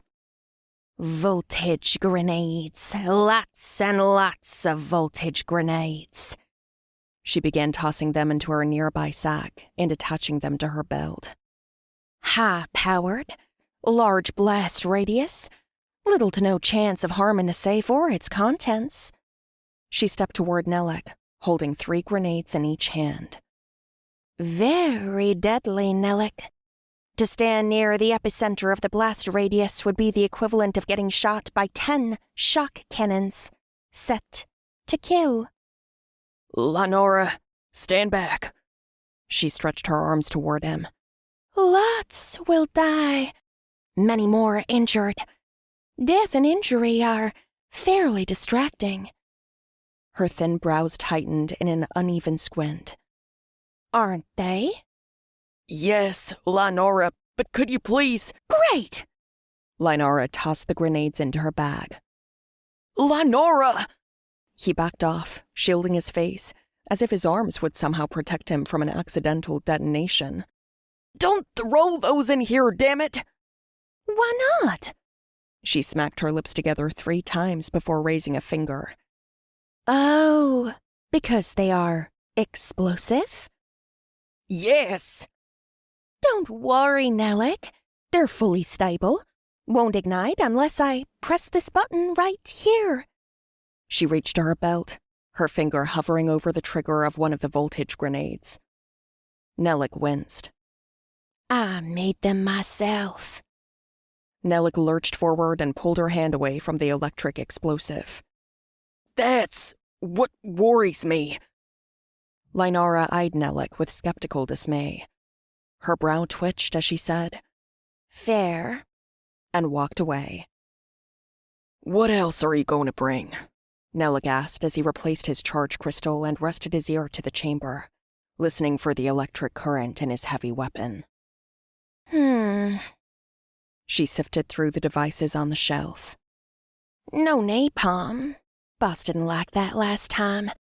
Maybe some acid grenades, some frags, some tripwires, and... Ooh. She held a cylindrical device before her eyes, biting her lip. Hello, old friend. What is that? Nail bomb. Seems a little simple for your taste, Lynara. She gave a throaty chuckle, tossing the device from one hand to the other. Nothing simple about shrapnel. Shrapnel causes pain. Pain causes distraction. Have we not been over this? Nellick's fiery eyes narrowed on the scraggy woman. Have an extra one of those for me? Here, take 2. She tossed the weapons to Nellick, who raced to catch them before they fell on the ground. He let out a sigh of relief as he held one in each hand. Peculiar. Lynara thought of the reaction. Nellick locked a triangular attachment under the barrel of his scatter cannon. How's that launcher holding up? Asked Lynara. You did good on this one. His tongue flickered as his claw caressed the accessory. Good for a nasty shock from a distance. A bit clumsy on the aim, but... Clumsy? Lynara cuffed her mouth and gasped. Yes. Nellick raised his hands. But Lynara, it's okay. It's a grenade launcher. I don't expect... No. She felt a crushing urge to dig through the blimp-shaped objects in the metal tubes at the end of the hall, an urge she was swift to give in to. Clumsy, unacceptable. You get only the best, Nellick. Lynara! His guttural voice boomed across the armory. You did good! Get over it! Not everything needs to be... There it is! Lynara found the canister she was looking for. She held it tight to her chest, rocking it back and forth like a restless infant. She shuffled down the hall toward Nellick, making sure to hide the warning written in red by Breylu Dast. Highly explosive. Detonation results unpredictable. Further refinement required. Do not use in field. She opened the canister and handed Nellick one of the small missiles, no longer than his middle finger and no wider than his wrist. What is this? Asked the Dracalagon. Lynara's voice shook as she replied. Hexahydrotrinitrotriazine, propelled to combustion by 300 million volts, guided by infrared tracking. Nellick looked down at her with a series of rapid blinks. Lynara stared back, her head tilting shoulder to shoulder. She searched for words in the sea of chemical formulas and equations that flowed through her mind. It blows up. If anyone within the blast radius survives, they'll be electrocuted. A different kind of shockwave. And it has heat-seeking ability. Take the shot. It'll find the nearest heat source in your range. Nellick's thin green lips curled with a devious smile. This, Lynara, he said with a throaty chuckle, is why we are friends. She nodded and dumped more of the rockets into his palm. A thin sheet of gray clouds swirled across the sky, pierced by the mighty blue rays of Athenis, overlooking the plains of eastern Vanda from its heavenly throne. Small patches of blue, gray, and reddish-brown grass lay dispersed throughout the cracked hardpan of the terrain. A faint breeze carried dusty scents of cinnamon from the flowering vines on the cliffside. From the top of the cliff, the Moonshadow Riders looked down on the caravan as it came into view, moving toward the sparse woods to the north, where there flowed a shallow river. "There's more of them than I thought there'd be," said Giavi, clearing his throat. "More targets, more potential distractions," said Lynora eagerly. "Good, good, very good." Jairus gave her a smirk. "Send 'em to me cooking. I'll put on the final seasoning." He twirled his pistol and tipped his hat. Lynora smiled back. "A day at the office, Jairus." Quiet. Breylu held out a finger and leaned over his Trugan, analyzing the caravan. We only get one chance to get this right. He cuffed his hand to his ear. Vinay, "Are you in position?" "Yes." good. You're our eyes. Keep 'em peeled. "Copy." He looked to Crow, who sat beside him on her bright green Trugan. Got those fake ID signatures for us? Yes, sir. Good. Breylu leaned over the cliff, watching the caravan like an eagle preparing for the hunt. According to our operative on the inside, the safe is in court 4, meaning the 4th card from the back. But I don't trust her, so we'll give them a scare and see which one they run to protect. His glowing eyes narrowed on Lynora. But don't you dare place an explosive on cart 4. Cart 4 shall not be touched by my devices.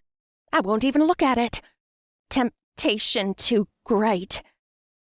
Breylu looked again to the summit. Diversion Team 1. Lynora sat up straight on her Trugan, chin raised, knowing that he referred to her and Jairus. You're up. She nodded. On it, boss. Jairus gave a lazy 2-finger salute. They turned their Trugan and made their way down the cliffside. The trail was old and unkempt, but the outlaws were skilled enough riders to traverse it without much difficulty. When they reached the plains below, they brought their reins upon the Trugans' necks and took off at full speed toward the caravan. The long line of armored carts were about 25 meters away from one another, with a dozen armed guards between each vehicle. As they approached the formation, several armed Trugan riders broke from the formation and rode toward Jairus and Lynora. "Don't worry," said Jairus. "This is all part of the plan." Why would I worry? Replied Lynora. Like you say, it's all part of the plan. Exactly why there's no reason to worry. The opposing riders slowed as they approached. So why say it? "Halt!" one of them shouted. "Just let me do the talking," said Jairus. And what if they talk to me too, Jairus? Should I just stare at them blankly and nod? "What? No." But I thought you were doing the talking. "I said, halt!" said the rider again, his hand resting on his holstered pistol. "Shut up, now." Jairus flashed a beaming grin as the riders approached. He and Lynora brought their Trugan to a slow trot. Their claws crunched the dry grass beneath their feet. "Howdy there, partners." Jairus gave them a wave, bringing his Trugan to a stop. "We just broke off from the caravan to check on some suspicious onlookers from across the field. Turns out it was just a couple of farmers." He leaned forward, waving off his own false suspicion. "I've never seen you around here before," said the burly, mustached Vandeni man in the middle of the 5 riders. "You say you're with our caravan?" "That's right," replied Jairus with the tip of his hat. "We're on special detail, assigned to protect the cargo." With a smug chuckle, he added, "If you take my meaning." "You two have been guarding the carts on the inside?" Jairus nodded. "Boss's orders. I don't ask questions. I only guard the stash." Lynora saw the skeptical expression on the faces of the men and women who had ridden toward them, and reached to her belt for one of her voltage grenades. Mind if we see some IDs? Asked the burly man. Not at all, replied Jarrus. He and Lynara handed them their data systems with the fake ID signatures that Crow had crafted. The mustached man's eyes crawled between the screens and the faces of the two Shadow Riders. Says here that you're in Iltha Gorvik's squad, he asked with a sneer. That's right, said Jarrus. Wouldn't mind if I ran that by her, would you? Not at all, replied Jarrus. Her transmission ID signature is right in that there data system. Just tap the icon on— Nah, said the man. I think we should ask her in person. Oh, Jarrus cleared his throat. I guess I don't have a problem with that. Lead on. Why don't you lead the way? He asked with a smug tilt of his head. You're the one guarding the cart, after all. Sure. Jarrus let out a nervous titter. Follow me then, partners. How about you? The man motioned to Lynara with the data system. Have any problem with that, Miss Devika Yaros? Lynara raised her hands and shook her head. Don't look at me, friends. I'll let him do all the talking. Jarrus slumped in his saddle and rolled his eyes. She's my sister-in-law, he uttered. She got hit pretty hard by a lawman shock cannon blast. Hasn't been the same since. They all eyed Lynara with an odd mix of sympathy and curiosity. She could tell they wanted her to say something, but she could not say anything. She was not supposed to talk. So, Lynara just shrugged and rode toward Jarrus, looking toward the violet sky with an upbeat whistle. Riding through the caravan, Jarrus darted his forest green eyes around. Curious onlookers watched him and Lynara as they passed with their escort. Crow's voice pierced their communication systems with static and shrill feedback. Govik is in cot 13, near the front. Great, whispered Jarrus. Now we just have to somehow convince her that she knows us. She'll know you, said Crow. Just not for the right reasons. Reassuring. Just set those diversions and lose those nuisances that you picked up. We'll take care of the rest. Little did they know, Lynara had already started. From the time they passed the first cart, she had slid magnetic discs down the hill that attached themselves to the underside of the carts or within their tire well. These discs did not look like much. She had designed them to pass off as memory chips or central processing units. Innocent tech. But those discs contained a special concoction of chemicals. And when they mixed, a flash of beautiful colors, a gift to those who gathered in these plains. Perhaps their last. Lynara was careful not to slide a magnetic disc under cart 4. No, not cart 4.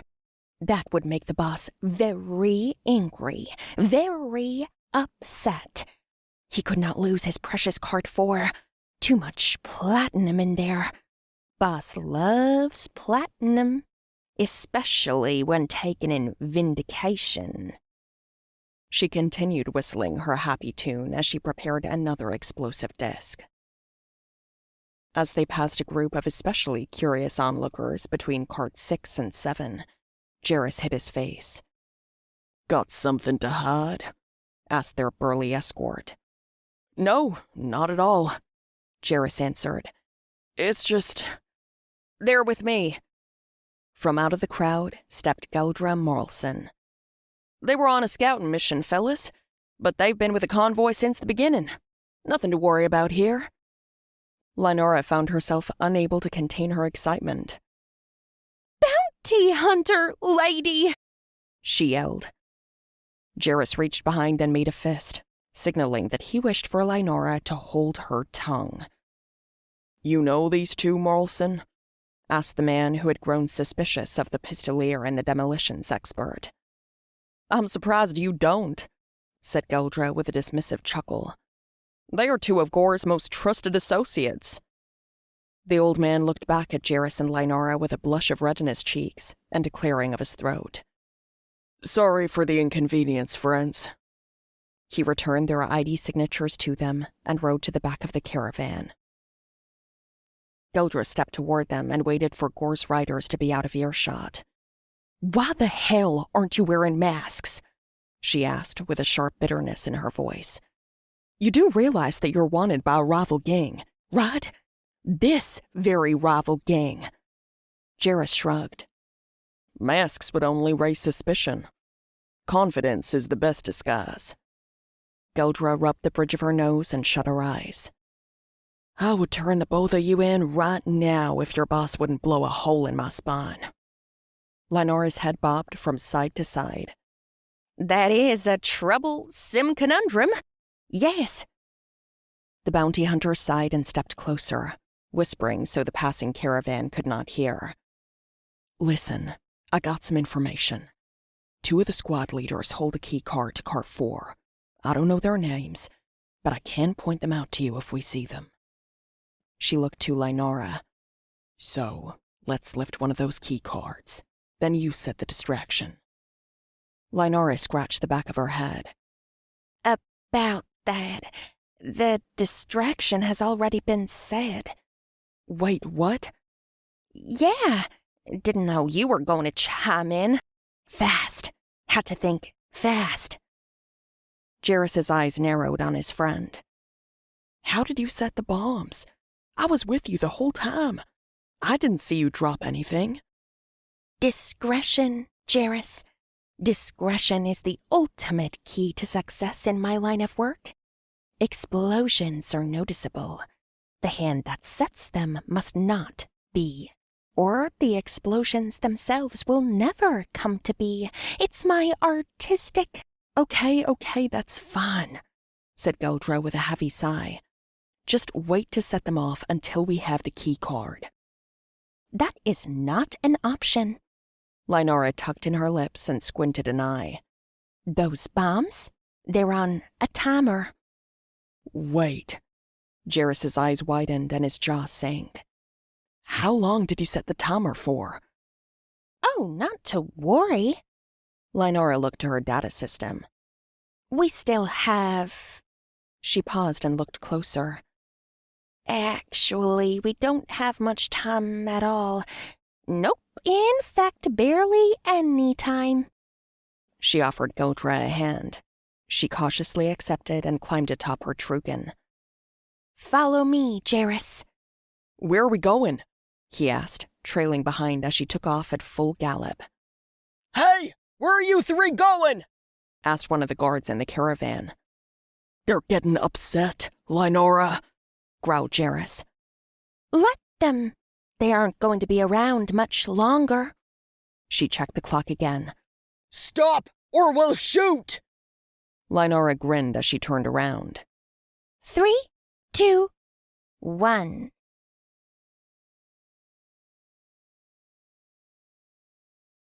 Chapter 5.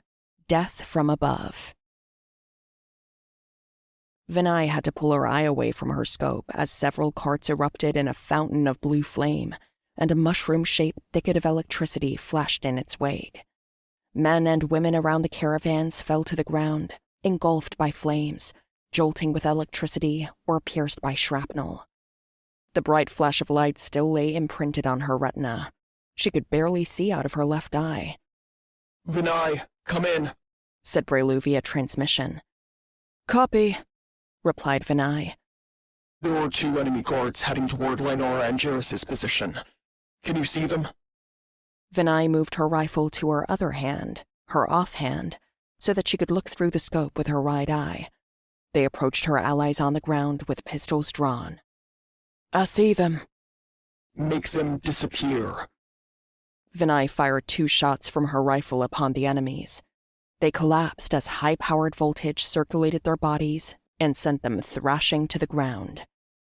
"Nice shooting, Vinay," said Jarrus via comm. Vinay looked again through her scope, through the thin haze that covered the prairie below.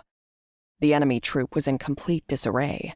Some pulled their allies from the wreckage, while others searched the tall grass and surrounding bushes for the adversaries who ambushed them. Some used magnetic devices to check for roadside bombs. A large host gathered around a cart toward the back of the line. "Breylu," she said. "It is Cart 4. Look how they're surrounding it. Squads of goons are leaving the carts from the front of the line to make sure they are protecting the 4th from the back." We need that key card, Breylu asserted. Geldra, give us a description of the 2 higher-ups that have those cards. Okay, she said. One is a young Drelek woman, rather thin, light brown skin, blue eyes, average height, and wearing a black dress. The other is a heavy-set Vendeni man, middle-aged, mustache, tan leather gloves, red hat with a turquoise gem at the center, leather pants, light brown eyes. Wait, maybe they're blue. I'm not. Vinay followed a target, switching her scope from her right eye to her left, for the bright flash had faded from her vision. "You said a turquoise gem, correct?" Yes. "I got him." Vinay continued to follow the man with her scope. "He's heading southwest, toward the back of the caravan, and he's not alone." She pressed an icon on her scope, which marked the man with a turquoise gem in red. "Crow, got my mark?" Copy, she said. "Good." Vinay zoomed out to analyze the surrounding fray. "Intercept him before he gets to Cart 4. If he opens the door and gets in, or worse yet, if they tell it to move before you get to him, we won't be able to accomplish the mission." We're moving out, said Breylu. Jairus, Geldra, and Lynora took cover behind a rock. 5 of the opposing scouts noticed them and approached with weapons drawn. Jairus came out from cover and took down 2 of them. Vinay's sights found the other 3. With a pull of the trigger, she dispatched them one by one. Her aim returned to the back of the caravan. Breylu, Nelik, and crew rode hard toward the enemy. No one seemed to notice their approach at first. They were too busy checking alongside the road for enemies, tending to their wounded, and attempting to douse the surrounding flames. One woman noticed Breylu and his team as they drew near, but Vinay eliminated the woman before she could become a threat. The surrounding guards looked around, trying to discern where the shot came from. In their distrust, one of them pulled out a shock cannon and shot one of his allies. Vinay nodded as she beheld the internal disarray among her enemies. Breylu and his team hopped off their Trugan as they came to the back of the caravan. They ducked low and attempted to blend in with the crowd. One man approached and stopped Breylu. Vinay was sure that he could talk his way out of the situation, but time was of the essence. She shot the man dead. Help him! Shouted Breylu. His transmission device was activated, so Vinay could hear him. Someone shot him! It looked like the cannon fire came from over there! He pointed toward the prairies to the east, in the opposite direction of Vinay. A small band of guards sprinted after their imaginary enemies. Vinay turned her attention back to the man with a turquoise gem on his hat. "Breylu," she said. "He's getting close to Cart 4. That crowd is going to part for him." Stall him, ordered Breylu. "As you wish." Vinay laid down suppressive fire around the opposing outlaw leader. She made sure none of the lethal electric blasts struck him. It would be difficult to snatch the key if his subordinates moved his body. She had no qualms, however, about the subordinates themselves. The men and women surrounding him dropped like wasps in a winter storm. In fear, the enemy took cover behind one of the bombed-out carts. "He's stationary," said Vinay, taking a shot, eliminating another enemy. "He's behind the wreckage of Cart 6. Sneak around and get the drop on him." "Copy. I still have him marked," said Crow. "We're on our way." Vinay continued to lay down suppressive fire and warning shots.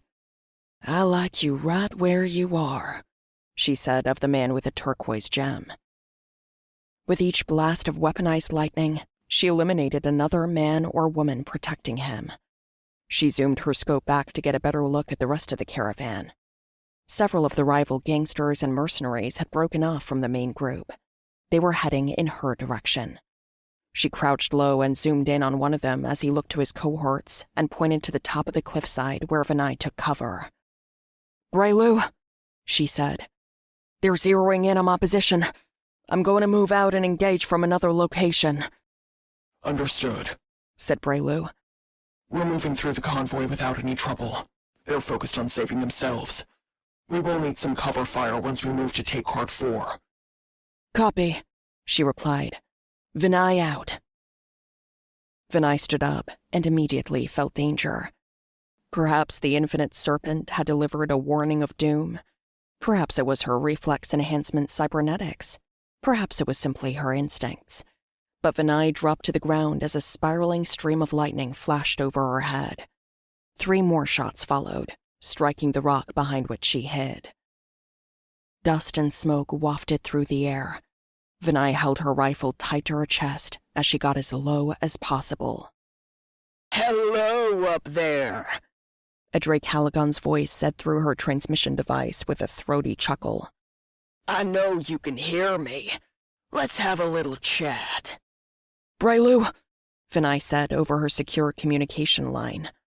I'm pinned down up here. A sniper has a bead on my location.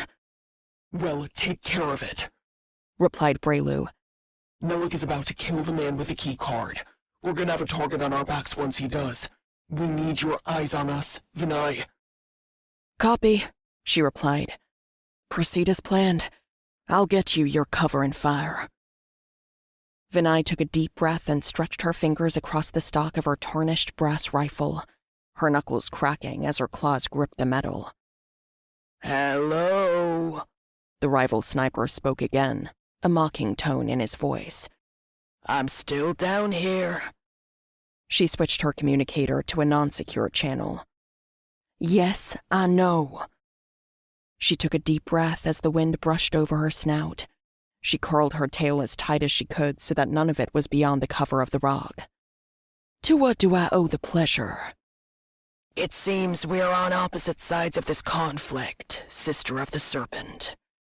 His guttural hiss slithered through the speaker. Vinay hissed back. But does this mean we cannot settle our differences like the honorable warriors we are? She peeked around the other side of the rock. The squad of approaching enemies had her location, no doubt fed to them by the rival sniper. They began to climb up the cliff. She could see their heat signatures with the infrared setting of her scope. But they were behind the rock wall, out of her range. If it is an honorable duel that you seek, let us lay down our rifles and meet in the field with swords drawn. As you were once an ordained member of the Yang Venkila, I trust that you are familiar with the codes of righteous combat. I like my view just fine from here, thank you. Vinay grinned and replied, I was never much one for swordplay myself. Too messy.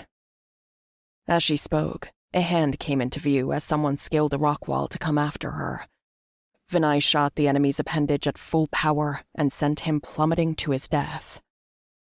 Nice shot, said the enemy Drake Halligan. Thank you. How did you know I was Yang Venkila?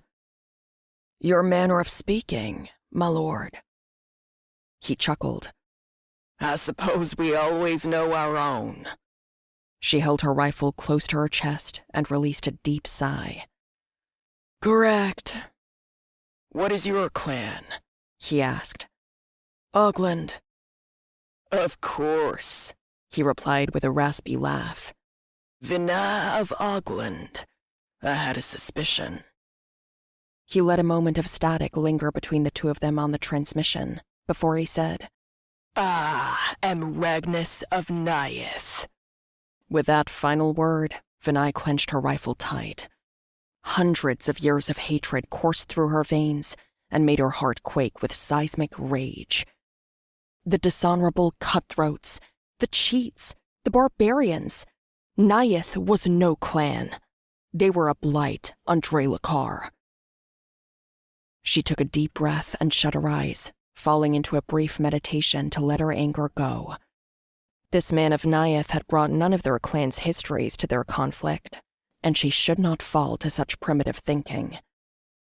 Verse 84 of the Clavenmore rune, she thought. Men shall not be judged on the mark of their kin, not by the sin of the father nor the virtue of the mother, but by the merit of their own doing. And here we are, Vinay finally uttered. 2 Norathar with new clans. Wandering warrior I may be, Ragnar said.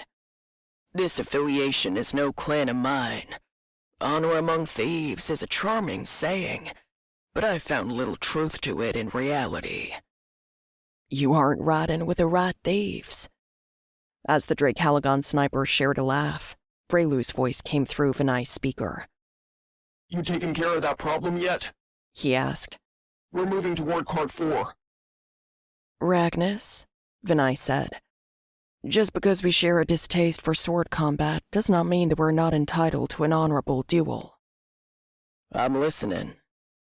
On a count of 3, I will come out with my rifle drawn, and you will do the same. Whoever remains standing is the winner. I like this. Vinay paused, before adding, But you must tell me where you are. You know my location. I do not know yours. This gives you an unfair advantage. No. Vinay did not expect him to do so, but she kept a tone of disappointment in her reply. So much for honor. There is a distinct difference between honor and stupidity, Vinay of Auckland. Vinay nodded to herself. Fine. I will simply have to hope that you miss. If you do, my rifle will follow your shot and withdraw life from your body. Does this sound fair to you, Ragnar of Nyeth? Yes. Good. She took a deep breath and strapped her rifle to her back. She had no intention of firing it. At least, not yet. On a count of 3. Understood. 1, 2. On 2, Vinay leapt over the rock and down the cliffside, intentionally disturbing the terrain to give herself clouds of dust as cover. Ragnar fired. The shot was close, but he did not hit her. As she rolled down the hill, he fired again, this time singeing the back of her coat. But Vinay saw where the second shock cannon blast had come from. She hid behind another boulder, this one much smaller. A third shot should have come, but it never did. As she lay in a prone position, she sent out another transmission. You almost had me there. I must say, his tone was confident, yet strained. I was expecting some sort of deception, but I didn't expect you to jump over the cliff. Well played. Yes, replied Vinay, tightening her squint. A duel of firearms also features feints. Indeed, he replied. Well, you know my position now, he said with a clearing of his throat. You have evened the odds. As he closed his statement with a deep exhalation, Vinay realized why he sounded strange. He was out of breath. He had been running. Who knew how far after he took the second shot? Now she was right back where she started. He knew where she was, but she had no idea where he was. Vinay, we need you, now! Ordered Breylu. I suppose you're right, said Vinay, stretching her fingers across her rifle again. On a count of 3? This time I count, replied Ragnar. As you wish. 3. Vinay reached for her belt. 2. She unfastened one of Lynara's smoke grenades. 1. She pressed the button and threw it on the ground. A cloud of smoke encompassed her. Whether in a panic or in an attempt at a lucky shot, Ragnar fired. Vinay watched the streak of electricity as it pierced the gray smoke. She let the imprint of the bolt sink into her mind, and she traced the line of lightning to its point of origin, on the other side of the smoke, across the plains, by the woodland border of the river crossing.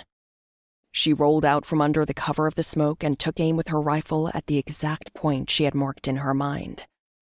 If she was off by even a few feet, it would be enough time for Ragnar to alter his aim and shoot her down. But Vinay was not off. Her enemy sat in her crosshairs, under partial cover of a tree. A yellow-skinned Drake Halagon in a coat and a traditional lord's hat. A sunken expression of shock sat on his face as he gazed upon the cliffside, almost making eye contact with Vinay. She fired, and the wandering warrior fell to the ground, rifle across his chest. Vinay shut her eyes. Serpent's blessings, Ragnus of Nyeth. May you find yourself in the halls of your ancestors, and may they raise a toast to your valiance and honor. She opened her eyes and returned her aim to the conflict below.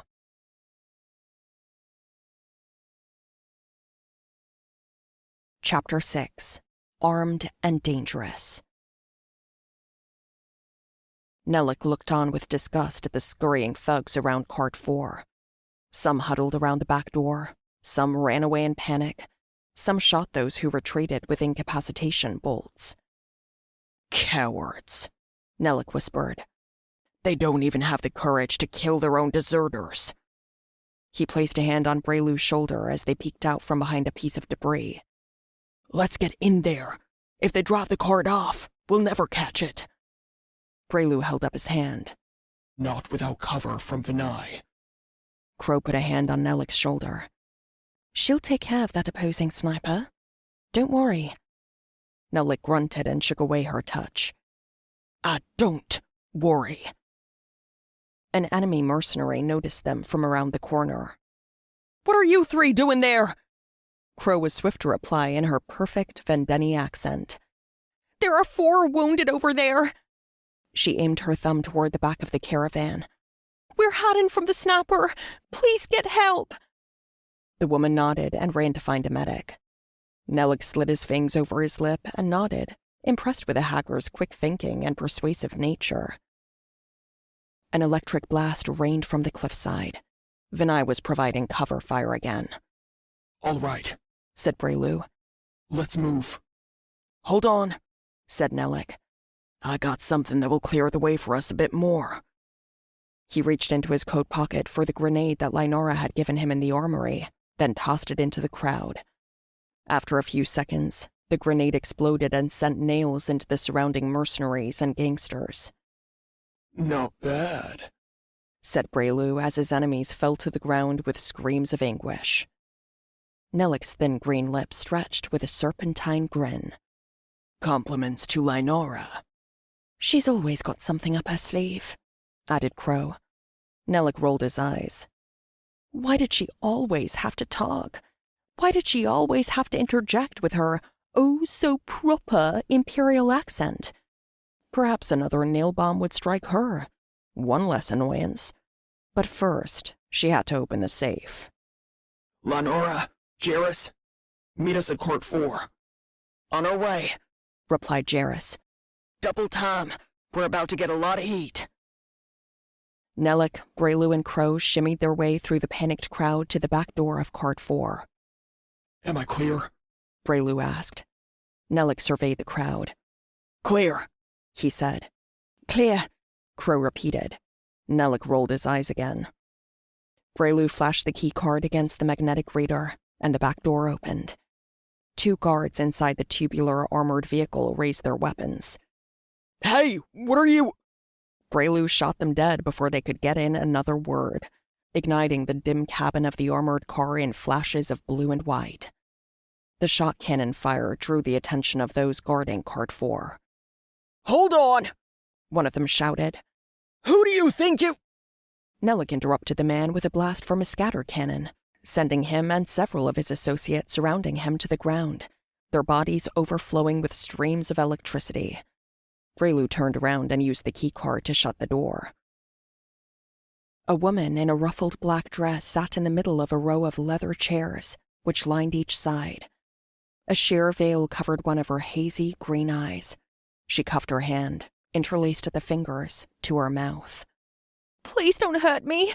I'm not involved in any of this. I just work for the bank. Not to worry, replied Breylu with the tip of his hat as his bright green eyes shifted to yellow. We have no quarrel with you, ma'am. He unlocked the door to the motorist section of the cart and shot the men in the front seats dead. She screamed at the sight.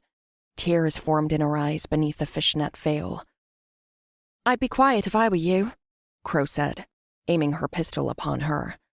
No sudden movements, no calling for help.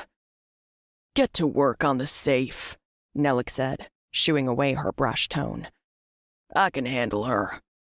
Of course, replied Crow with a nod. She leaned on the floor and traced her finger around a creased panel. A screen flashing red and purple lights sat in the top right corner. This is it, Crack it, said Breylu as he pulled the dead driver from the seat and took his place. We don't have much time. Copy. Crow's visor changed to a purple and green tint. She fired up her data system, and her fingers began to type at a lightning speed as rows of code formed on her screen. The monitor on the safe flashed with numbers and letters. She was getting in. Nellick did not want to give her credit, but the little grayskin was getting in. Damn it, she uttered. The screen on the safe flashed red before turning off. They activated the emergency lock. Or maybe not, thought Nellick. He turned to the woman in the ruffled black dress. Was it you? Me? She shouted with a sniffle. How could it be me? I've had my hands up the entire time. I don't care about the damned safe. Just take it and leave me the hell alone. Can you still get in? Asked Breylu. I can. Crow activated the drill setting of her utility tool and popped off the screen. But I'll have to override the emergency lock manually, then plug my system into the safe analog to crack the code. Get on it, replied Breylu. A powerful impact shook the cart back and forth. The dim blue lighting of the cabin flickered. They're hitting us with heavy artillery, shouted Nellick. We're gonna have to get moving earlier than expected, said Breylu. These armored carts are strong, but they're not impenetrable. He started the engine and began to drive off. It was not as fast or maneuverable as a Trugan cart, but it would protect them for long enough to reach their getaway craft. Hopefully. Vinay, ordered Breylu. Take out those heavy cannon shooters. 2 loud blasts echoed outside the cart. Scratch 2, said Vinay over the comm system. The cart shook as Breylu drove it over the bumps of the plains. The civilian woman braced herself against the wall to keep from falling over. Lynora, Jarrus, you're gonna have to join us on the go. Got it, said Jarrus. They drove on through the plains. Shot cannon fire pelted the vehicle from all sides as Breylu sped toward the river. I have to change positions, said Vinay. I can't be compromised again. Double time, said Breylu. We need your eyes. Hey, shouted Jarrus. Not to interrupt the party, but would you mind opening the hell up? Several loud knocks at the back door rang off the metal plating of the cart. Nellick sprang to open the door. As soon as he did, a barrage of shot cannon fire funneled through the doorway. He took cover. Crow ducked under the chair. The civilian woman covered her face and screamed. Nellick fired several shots, then exited from cover to help Jarrus onto the car after he leapt from his Trugan. Then Lynora leapt aboard with the help of both men. As Lynora made her way on, a rider approached from the side and laid a sticky bomb on the door. Get down! Nellick shouted, but the bomb exploded, launching the front of the armored cart skyward and sending the security door flying off its hinges. Lynora fell to the floor from the impact. Nellick took partial cover and fired upon the pursuing enemies. He struck the man who had placed the sticky bomb and backed the others off several meters. Everyone all right? Asked Breylu. Fine, said Nellick. The door, however. He continued to fire upon the pursuers. All good here. No complaints. Perfect as platinum. Lynora felt her forehead and pulled away a fingerful of blood. Giavi is going to have some work to do later. Jarrus noticed the civilian in black on the armored cart. Good here, he said as he looked her up and down. Very good here. He tilted up his hat with his pistol and sat by her side. Jarrus Thane, at your service, he said with a crooked smile. It's a pleasure to make your acquaintance. She stared at him in silence as he crossed his arms and leaned back. I understand that this situation can be distressing for one not used to such things. He placed a hand on her shoulder. But not to worry. My team and I, we're professionals. We've been through a whole lot worse and lived to tell the story. He leaned closer to her, a determined look in his eyes. And my, am I glad I did, because it has led me to someone as captivating as you. Nellick groaned and took cover, burying his face in the stock of his weapon. Jairus, he hissed. Do you think we can get a bit of your professionalism over here? This job is far from over. Jairus tipped his hat. Of course, much obliged. He stood and turned to the woman with a slight bow. You'll have to excuse me for a moment. Duty calls, but please save a seat for me. I'd like to hear more about you. Jairus rolled into the doorway and took a crouched position, firing both pistols at their pursuers. He could aim in 2 directions at once and hit moving targets from 20 meters away. Between Jairus's pistols, Lynora's grenades, and Nellick's scatter cannon, the Shadow Riders left a wake of death behind them. How are we looking back there, Crow? Asked Breylu. I'm almost through the emergency lock, she answered. Just keep them off me a little longer. Lynora? Her eyes fluttered to the Dracalagon man, a grenade pin in her mouth. Hmm? Can you blow that safe open? It would get us out of here faster than whatever she is doing. No! Crow shouted, her frosty blue eyes glaring upon Nellick. This safe has a self-destruct component. It will blow if anything pushes out the final lock from the outside. So the platinum will be destroyed? Along with us. As you were.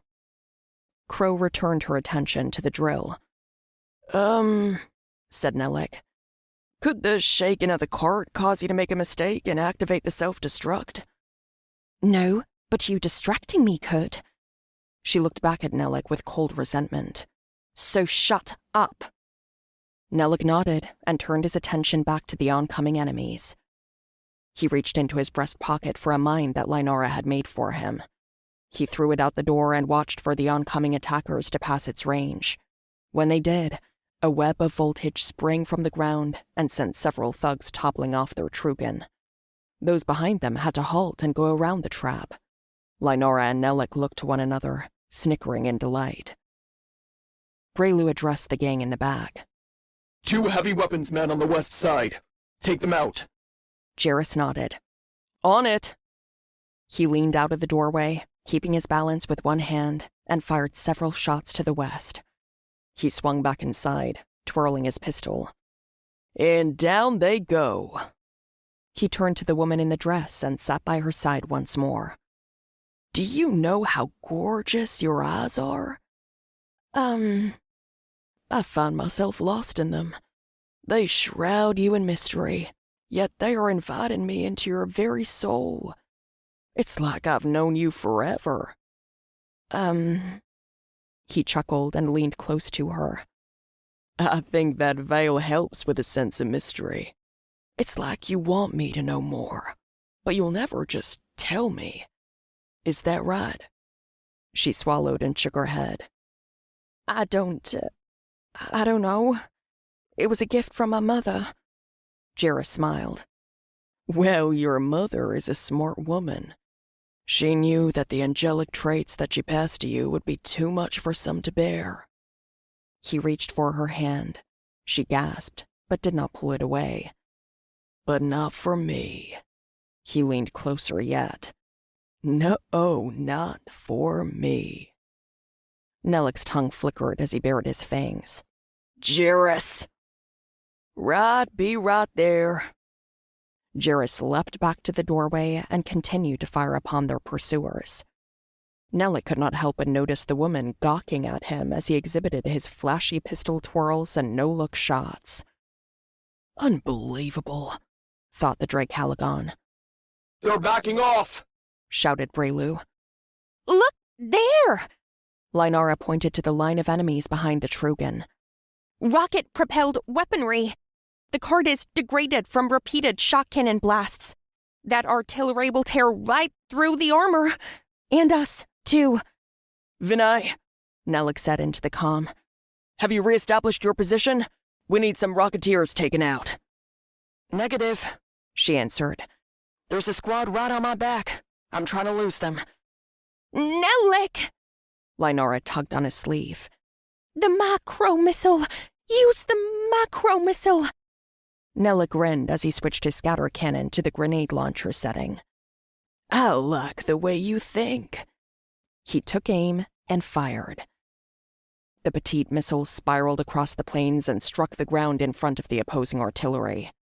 Nothing happened. It was a dud. It must have been a dud.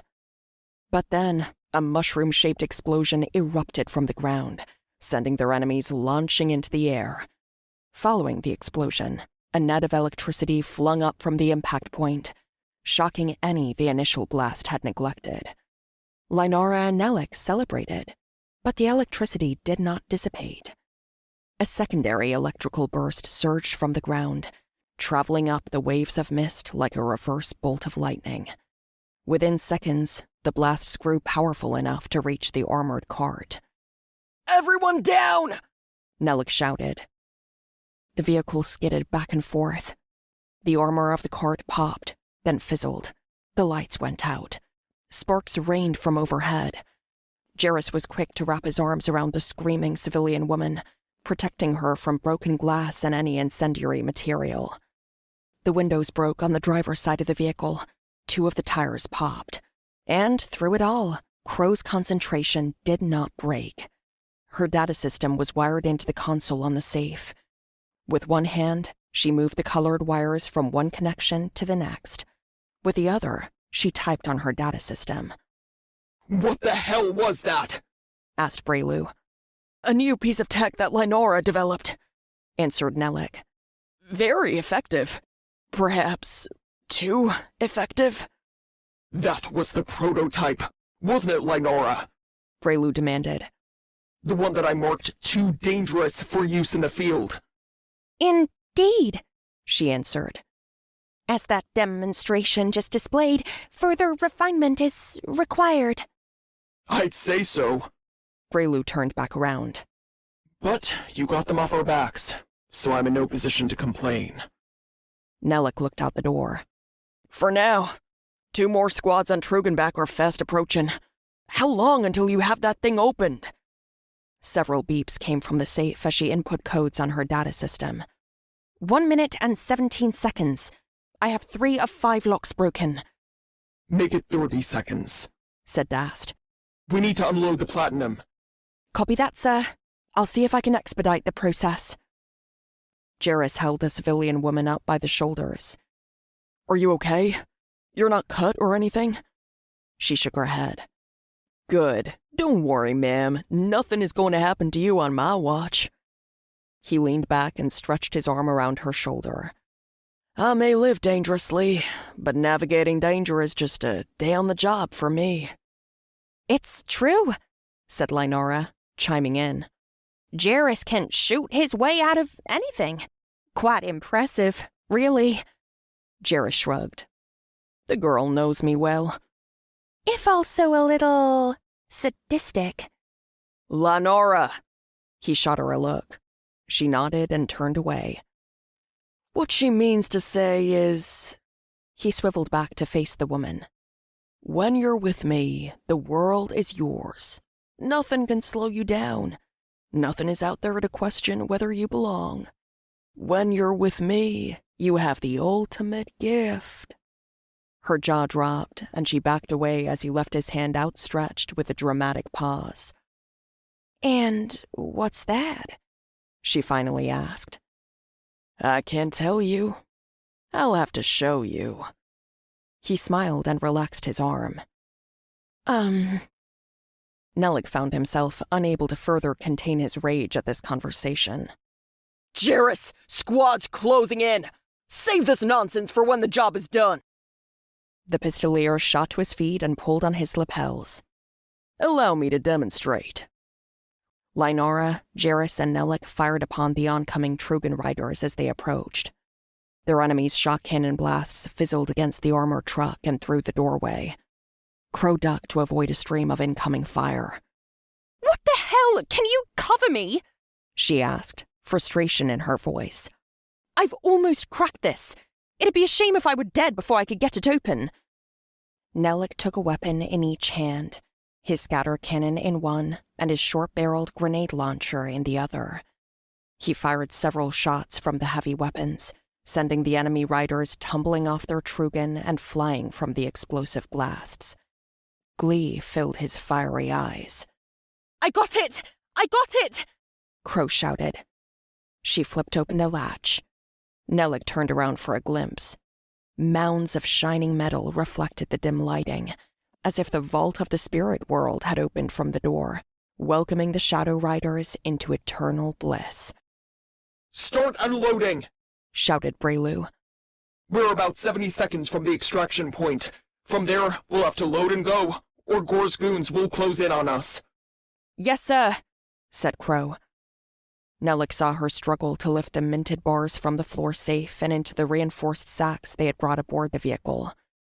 He groaned as he went to help the Imperial, loading the heavy bars into the bag so they would be ready to depart at a moment's notice. The armored part plowed through the woodland clearing. The river roared below. They were close, and the safe was almost empty, but their enemies were also closing in. "Everyone hang on tight!" shouted Breylu. Without much time for his warning to settle in, he forced the armored cart into a spinning drift and left the rear side door facing the river. Parked along the shoreline was Giavi in a shining chrome speedboat. "What took you guys so long?" he asked. Nellick pointed over his shoulder. "Them." "Oh, gracious me!" Giavi ran to the other side of the boat. "No, Giavi, don't!" shouted Nellick. "We need your help to—" Before he could finish, Nellick heard a loud barrage of shock cannon blasts. He peeked out the door and around the corner to find Giavi using the speedboat's rail cannon to mow down the opposing riders chasing them through the clearing. "Not bad, kid," said Nellick. "Not bad." Giavi smiled as he continued to tear through the woodland plains with high-powered streams of electricity. Breylu came around back, firing his pistol at their enemies. He helped Crow and Nellick unload the platinum while the rest of the gang gave them covering fire. "Is this all of it?" he asked, looking to the bottom of the safe. "That's all of it, boss," answered Nellick. "Then let's get out of here." Jarrus offered the civilian his hand. "May I escort you to our next vessel, ma'am?" She accepted, her face overcome with both fear and fascination. "Leave her," Nellick hissed. "She's a liability. She'll slow us down or squeal for help." "Bring her," Breylu countered. "A hostage could prove useful." His eyes narrowed on the woman. "You'll stay quiet, won't you?" She swallowed and nodded. The team hopped aboard the skiff. Nellick tossed the last bag on the deck, firing a barrage of shots at the opposing gang as their Trugan neared the shoreline. "Punch it, Giavi!" ordered Breylu. Giavi fired up the electro-engines, and the boat took off downstream.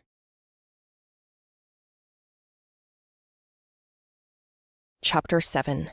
The Triggerman. The boat slashed through the whitewater crests on the river. With a rhythmic hiss, the electromotor left the enemies of the Shadow Riders behind. The slender trees of the woodlands loomed over the river, their gray leaves fluttering in the wind. Amphibious yellow canaries dived in and out of the water with fish in their mouths and chirped from their nests in the trees, sharing the catches with their young. A refreshing spray of fresh water found the face of Jarrus Thane. "So there I was," he said, his arm around the back of the civilian woman's chair. "Surrounded by 3 lawmen in an alleyway. They told me to drop my cannons, that I was under arrest. I told them that I'd rather go down fighting. So they said if I could draw my cannon before they did and get 3 shots off before any of them got one, they'd let me go." You... She cleared her throat. You shot 3 lawmen. Jarrus raised his hands. "On Incap, of course." He chuckled and looked down. I don't believe you. She raised her chin, a sudden aura of confidence in her voice, a confidence that Jarrus found himself drawn to. I ain't one for tall tales, ma'am. If I tell a story, that's the way it went down. She turned away. I think you were only trying to flatter me, to impress me. Jarrus smiled and adjusted his lapels. What's your name, ma'am? She glanced back at him, only for a moment. Caterin.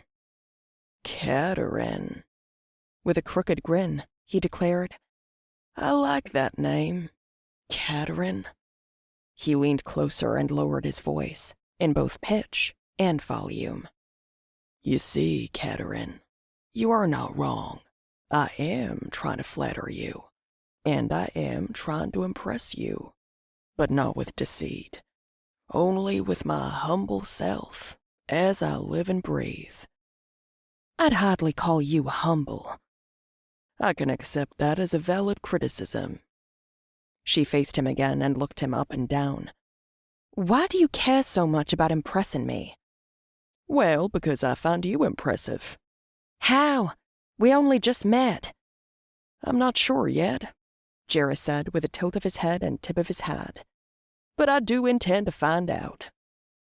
Caterin's cheeks flushed purple in a blush. She tried to turn away to hide her face, but it was too late. That is when Jarrus decided to step away. Always leave them wanting more, he whispered to himself. Guardians, damn them all to hell! Screamed Breylu as he tossed the sack against the side of the boat. The platinum slammed against the metal wall with a loud clang. What is it, boss? asked Jarrus. Ugh, it's short, replied Breylu with a distorted sigh. The safe was short. How short? Breylu's glowing eyes turned from Jarrus to Crow. What's the final count of the sacks you were counting? Crow separated the shining bricks and coins on the deck, laid out before her crossed legs. 16,785. Nelik, what about you? 21,000. Nelik stuffed his last handful of platinum coins into the sack. He lit a cigarillo, then looked to Breylu. How about in yours, boss? 28,215. He uttered with a growl under his breath. 66,000, declared Crow. About a third of what was supposed to be there. Breylu stared on Caterin, arms crossed. Where's the rest of it? She gasped and looked away. The leader of the gang sidled toward her, his heavy boots thumping against the deck. Caterin cleared her throat. Mr. Gor expected that the caravan may attract attention. Breylu's hand hovered over his holstered pistol. He ordered that the platinum be split between 3 armored carts. And why are you just mentioning this now? He loomed over her, his glowing green eyes narrowing to thin slits, like the eyes of a snake. I don't... Friends! Jarrus stepped into the middle of the boat, gesturing to his fellow shadow riders. Let us not fret. 66,000 platinum is no measly sum. That still leaves over 9,000 for each of us before expenses. He cleared his throat and looked at his boss. I assume that the 20% for expenses is still being deducted. You're damn right, said Breylu. I got a business to run here. Nelik sighed, gazing upon the river. At this rate, I'll never be able to pay the boss what I owe. Jarrus tipped up his hat and made eye contact with the rest of his gang. This was a successful day, friends. We got a decent chunk of coin, we hit Gor where it hurts, all of us are alive, and we saved a beautiful woman from danger. I was just fine before you came along, thank you, said Caterin. Even if, Jarrus held up a finger, some, if not all, of that danger was caused by us. Breylu sat down and looked to the floor, nodding to himself. Jarrus is right. It's not the amount we hoped for, but this was a successful venture, and we should treat it as such. His eyes crawled upward and found the rest of the gang. I think we should also donate 5% to a charity of choice. Nelik rolled his eyes. Again? Yes, again. When we thrive, we share our favor with those less fortunate than us. Riches are a gift. Gold and silver rivers flow, fortune shared with all. Don't you dare quote Drelek poetry at me. I just did. Jairus put his foot on the gunwale and looked to the horizon. I shall donate my charity share to the Vulture Shelter for Displaced Parents and Children. As usual. Lynara glanced up at him, one eye held at a tight squint. You always give your share to the Van Den Escorts Guild. He punched her in the shoulder. Lynara, shut up! To keep the girls comfy when you can't be home for them. Yep, that's what you always say. Lynara! His eyes swiveled to Katerin, and Lynara's eyes widened. I mean, yes, of course. Women and children. She turned away with an awkward chuckle. Vinay's voice came through the speaker. I'm at the rendezvous point. The Trugan cart is ready. We'll be there shortly, replied Breylu. Oh no, said Crow, looking at her data system. What is it? asked Breylu. Malsen. She's been captured. She turned her data system around and pointed to the screen. A red flash on the map marked the location of the tracker that Giavi had inserted under her skin. Crow cuffed her hand to her ear. She knows we're listening. She's trying to feed us information. She paused before reciting. 9 mercenaries, most of them injured, all armed with a wide array of weaponry. She sighed. They're going to torture her for information. Nellick shrugged. She doesn't know anything that can harm us. Why do we care? Crow's eyes narrowed on him.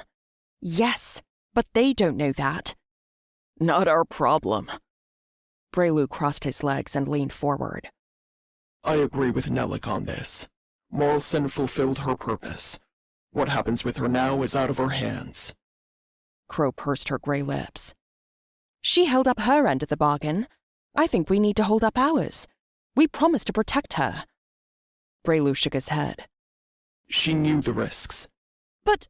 Drop it, Crow, said Nellick with a hiss. Giavi turned around and added in a light-hearted tone of voice. I think we ought to go back for her. She was instrumental in allowing us to infiltrate the caravan and provided us with crucial information. We owe it to her. No one asked you, Giavi. Sorry, Nell. He resumed his position at the wheel. Lynara leaned back and looked skyward. Any chance that those 9 raggedy gangsters have any more of the platinum? No, uttered Crow. Not likely, no. Then I vote no. Her gaze returned to Crow. Wait, if we go back for her, can I utilize explosive tactics to bring about our enemy's demise? I would imagine that we would not want to risk hurting Geldra Malsen if we return to aid her. Yep, still, a no. She looked skyward again. I never put forward a vote on this, said Breylu with a shake of his head. But we seem to be doing it anyway. He eyed his pistolier. Jairus, please put this to rest. Jairus removed his pistols and twirled them, aiming at an imaginary enemy. I say we go after Geldra Malsen. Nellick and Breylu looked one another in mutual dismay. We ride in a blaze of glory and bring Geldra home. He gave Katerin a smirk and a wink. If only because it'll make for a good story. That leaves us with a tie, said Breylu. He cuffed his ear. Vinay, what do you... We're going after Malsen, said Vinay via comm system. I'll prep the Trugan. Okay, said Breylu with a groan. So it shall be done. Jairus returned to his seat by Katerin's side. Once we go get our friend, you can go home. It'll be like all of this never happened. She looked up at him through her veil. I somehow don't think I can ever forget this. Well, Jairus smiled and shrugged. Let's hope you only remember the good parts. Yes, she said with a subtle simper. Let us hope. By a sharp river bend, their enemies had gathered. More had come since Marlson had fed the gang information via her tracking chip. There were at least 15 of Gor's gangsters gathered around. They had Geldra in electro chains, propped against a supply bag. One of the women questioned her. She had bruises on her face and a busted lip. The Moonshadow Riders took cover in the bushes by the river, about 50 feet from the campsite. Vinay of Ogland had climbed one of the trees. At Breylu's command, she rained sniper fire upon the campsite, striking dead the mercenaries and gangsters who had gathered around. They attempted to take cover behind their Trugan or scurry for the trees, but Vinay had a high vantage point. They could not find cover that was out of her sight. The fear on the faces of their enemies brought Jarrus a grim chuckle. One of the men ran behind Marlson and stood her up, holding a shock cannon to her head. "Everyone stop!" he ordered. "Stop firing or she dies!" Breylu's calm voice came through the Moonshadow Riders' communications system. Vinay, hold your fire. She did as instructed.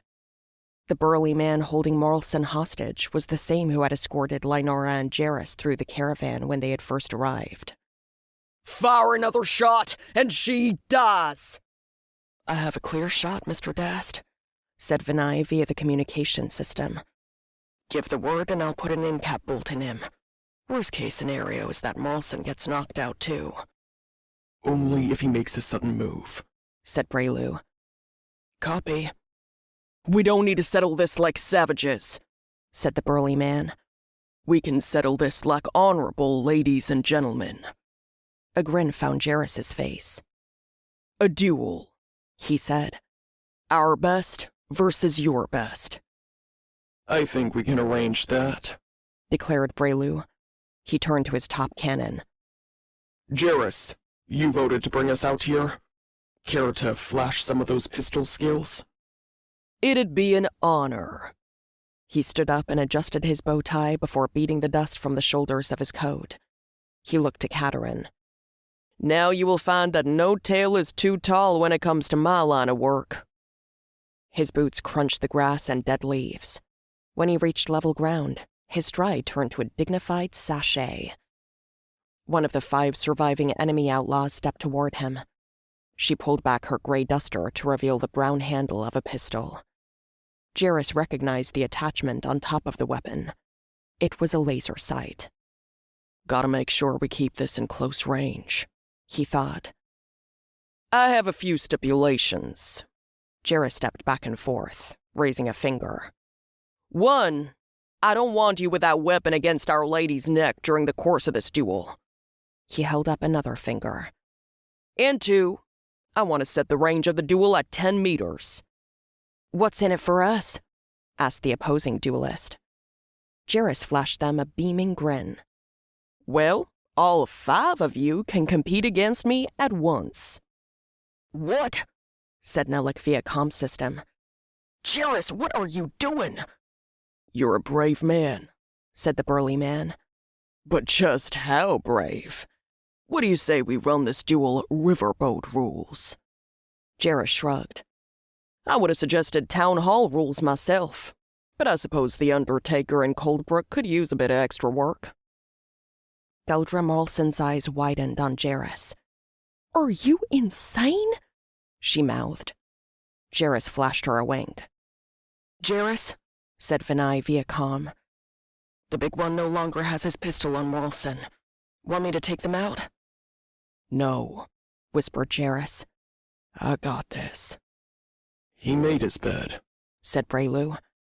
Let him sleep in it. The opposing gang members laughed and formed a line around the woman in the gray duster. 5 against 1, she said. "You truly are as foolish as they say." "And yet I'm still here standing." "For now." "Yeah," he said with a wry smile. "For now." The burly man unfastened his pistol. His fingers twitched over the handle. "Any last words?" "If these words are to be my last," uttered Jarrus. hiding his eyes beneath the brim of his hat. May they last a lifetime. Whatever that means. He scoffed and turned sideways. Draw on 3, boy. Jarrus checked his pistol's lethality toggles to make sure they were set to kill, as the rules of the game dictated. 3. He looked back at Katerin, who watched with a sunken jaw, her eyes clouded with concern. He gave her an assured nod. 2. Jarrus's hands twitched over his pistols. He inhaled. 1. And he exhaled. Draw! Jarrus rolled forward in a somersault. In one motion, he came to a kneeling position and drew his pistols. In a series of consecutive shots, he discharged his weapon upon his 5 opponents. The blasts roared across the plains, followed by echoes of thunder. The enemy men and women were on the ground, writhing in electric pain before they had managed to raise their weapons. 2 of them had yet to even draw their pistols. "Nice work, Jar!" declared Lynara, who leapt up from the cover of the bushes to stand at his side. Jarrus tossed his pistols in the air before giving them a twirl and reholstering them. You know, no one ever declares that you're not allowed to take evasive action at the start of the duel. Yet I do it every time, and then they have this look of shock on their face. And in their face, and across their entire body. Jarrus and Lynara shared a laugh before he turned his attention to Katerin. She looked at him, covering her mouth. He approached with caution and offered her a tip of the hat. "Are you okay?" he asked. "Yeah, it's just..." She stuttered and fanned herself. "I've never seen anyone shoot like that before." "Few have," said Jarrus with a tilt of his head. "You didn't know them, did you?" "I did," she answered. "But we weren't close, or anything." "Excuse me!" Geldra Morrelson shouted. "Will someone get me out of these damn chains?" Breylu took down his mask to light a cigarillo. Crow, get on that, he ordered. "Yes, sir." Breylu looked at Nelik and Giavi. Search their bodies. Take anything useful. Then let's get out of here before the cavalry arrives. We made enough noise to attract lawmen from 3 jurisdictions. After Crow freed her from her chains, Geldra wrung out her wrists and approached Breylu. "Thanks for coming back for me. I really do appreciate it." "Don't thank me," he said. "Thank Crow, Giavi, Vinay, and Jarrus." Geldra turned to Crow. "Really? You?" Crow nodded. "Go figure." "They don't have much," shouted Giavi. "A couple coins and some weapons." "Take their data systems," said Crow. "I can hack into them and figure out Gor's next move." Breylu turned to Geldra. He removed his specs, though his eyes still glowed green. "Any chance you can give the civilian a ride? The gang and I won't be coming through Cold Brook for quite some time." "I can do that," she said, turning to Katerin. "I'll drop you off just outside the city. Gor's men will be looking for me now as well." Katerin nodded. "Come on!" shouted Breylu. "We're moving out!" He glanced back at Geldra once more. "Once you're done, await a signal from Crow. Follow it and meet us for further briefing." "Understood," replied Geldra. Jarrus stepped before Katerin, hand on his waist. "Sharing this journey with you here today has been of the utmost privilege to me. I hope that I've given you stories to share with your folks and your friends for years to come."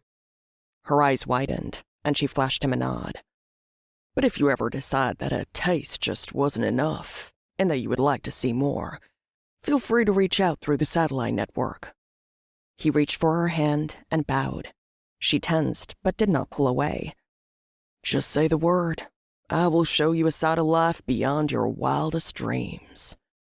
He leaned over and gave her a soft kiss on the hand. Her skin fell to a chill as she let out a gasp. "Farewell."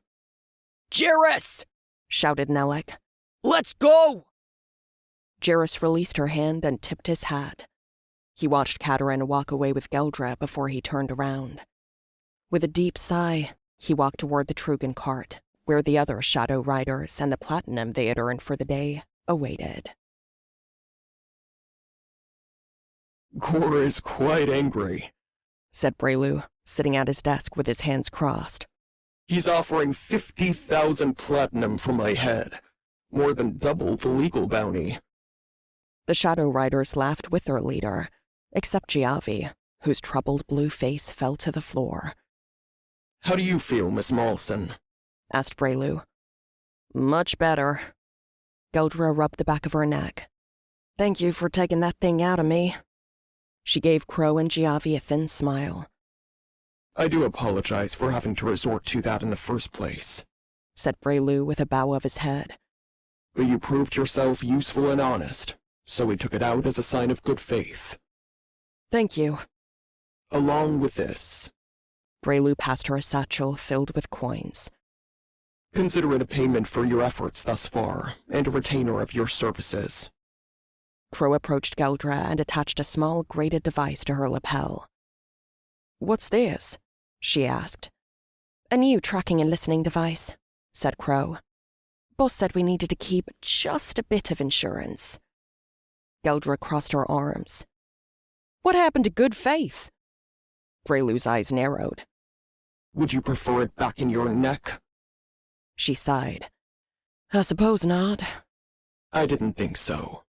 He waved her off. Go to Vulture and await further instruction. I want you to listen for any word on Gor's weapon caches and bank transfers. It's not like I have an in with Gor anymore, Dast. Just keep your ears open, said Breylu. People are loose-lipped in a saloon. Hang around the watering holes. Report to me what you hear. You got it. She stepped toward the door and turned around. Thank you all, she said. Thank you for coming back for me. The Shadow Riders take care of their own, said Vinay, leaning against the wall. Thank you for your continued loyalty, said Breylu. Now surrounded by only his gang, Breylu leaned back. Take a few days off. We'll reconvene here at the stronghold for another meeting once the dust has settled a bit. He held up a finger. If you go into any towns, keep a low profile. Things are pretty hot for us after that job. Well worth it, said Nelek. I think I'll buy myself a new saddle. A leathersmith in Ash Valley embosses his designs with electrum plating. They're quite nice. With what coin? Asked Breylu, displeasure in his voice. You still owe me money, even after I take your share from the Cold Brook Job. Well, I thought I'd pay you in part. Nelek's eyes narrowed and his snout flared. And keep a bit for myself as a reward for my efforts. Go ahead, uttered Breylu. And I'll start charging you interest on your debts. Nelek groaned and fell back into the soft blue cushion of his chair. Good work, everyone, said Breylu. Enjoy the time off. You've earned it. Everyone began to step out of the room. Anyone fancy a game of depth strike? Asked Giavi. Lynara waved him off. No, can do. Very busy. Must refine the micro-missile. Death to others, not to us. Key to great success. I'll play around with you, Giavi, said Crow. Jairus, stay here for a moment, said Breylu. Jairus held his place in the doorway before stopping and turning around. What can I do for you, boss? The door shut behind him, leaving the two men alone. You voted to go back for Marlson. Why? Breylu leaned forward on his desk, his specs catching the blue light of his data system. That's not like you. Jairus gave a dry chuckle and a shrug. Like you always say about loyalty, boss. It's what holds this gang together. Marlson showed loyalty to us, even if it was under duress. It had nothing to do with that banking woman, then? What? Pfft. Jairus placed his hands on his waist and looked down. Not a chance, boss. Not a chance. Understood. Breylu leaned back. What are you doing for your time off? I'm gonna ride up north and spend a few days in Meadow Springs. Beautiful up there during the summer seasons. Very good. Jairus caught a glimpse of the screen on Breylu's desk, displaying his digital file on Casta Crane. I'll see you in a few days, Jairus, said Breylu. Enjoy your trip. Jarrus nodded and turned around. He paused at the automatic door before glancing back at Breylu once more. He found himself unable to stop himself from speaking. "Hey, boss, why don't you come with me?" Breylu looked up. His green eyes brightened in shock. I'm sorry. "Come with me. You could use some time off as well. Enjoy yourself for a few days, then we'll get back to work."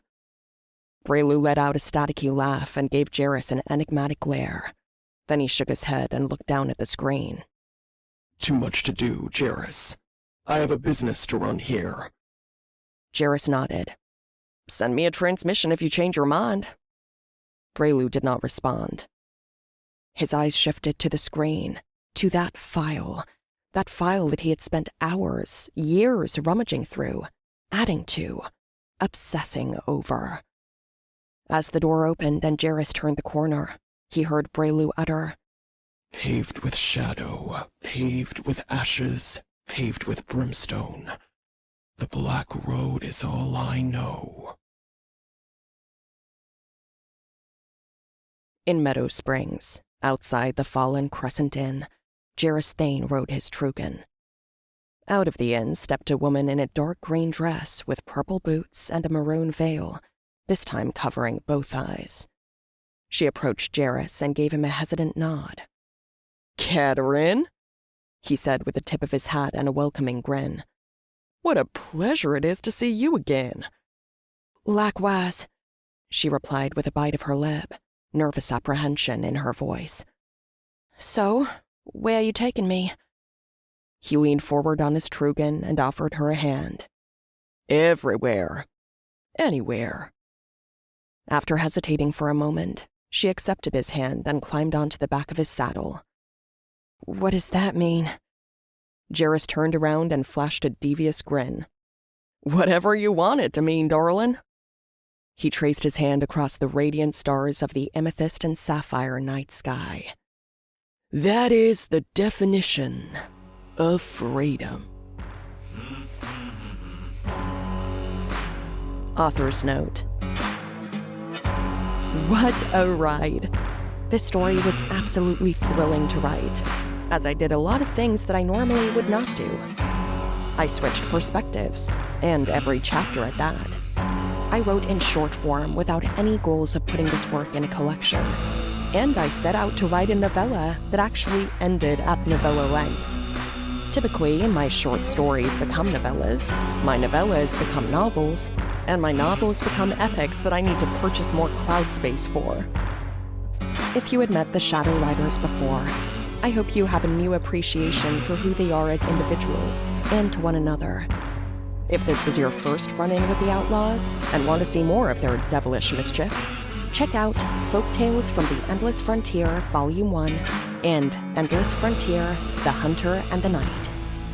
Follow Nelek as he seeks a dueling partner to help punish some card cheats, and see if Breylu manages to track his prey, the elusive Castor Crane. If you have not done so already, please sign up for my mailing list at brettlurie.com to receive news on events and signings, writing progress updates, and free stuff. Please leave the Cold Brook Job an honest, written review.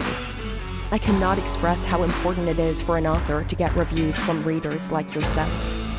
Not only is your feedback immensely valuable, but reviews bring my books to new eyes. If you have enjoyed your time in Vanda, there is much more to come. If you would like to chat about my writing, share your reactions to the stories, theorize about the paths of the characters, or even just say hi, feel free to contact me at brettlurie@brettlurie.com, or find me on Facebook, Instagram, or TikTok. Until then, farewell.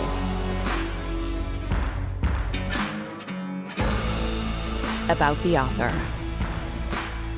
Brett grew up splitting his adventure appetite between fantasy quests through Tolkien's vistas and Eastwood standoffs and Sergio Leone westerns.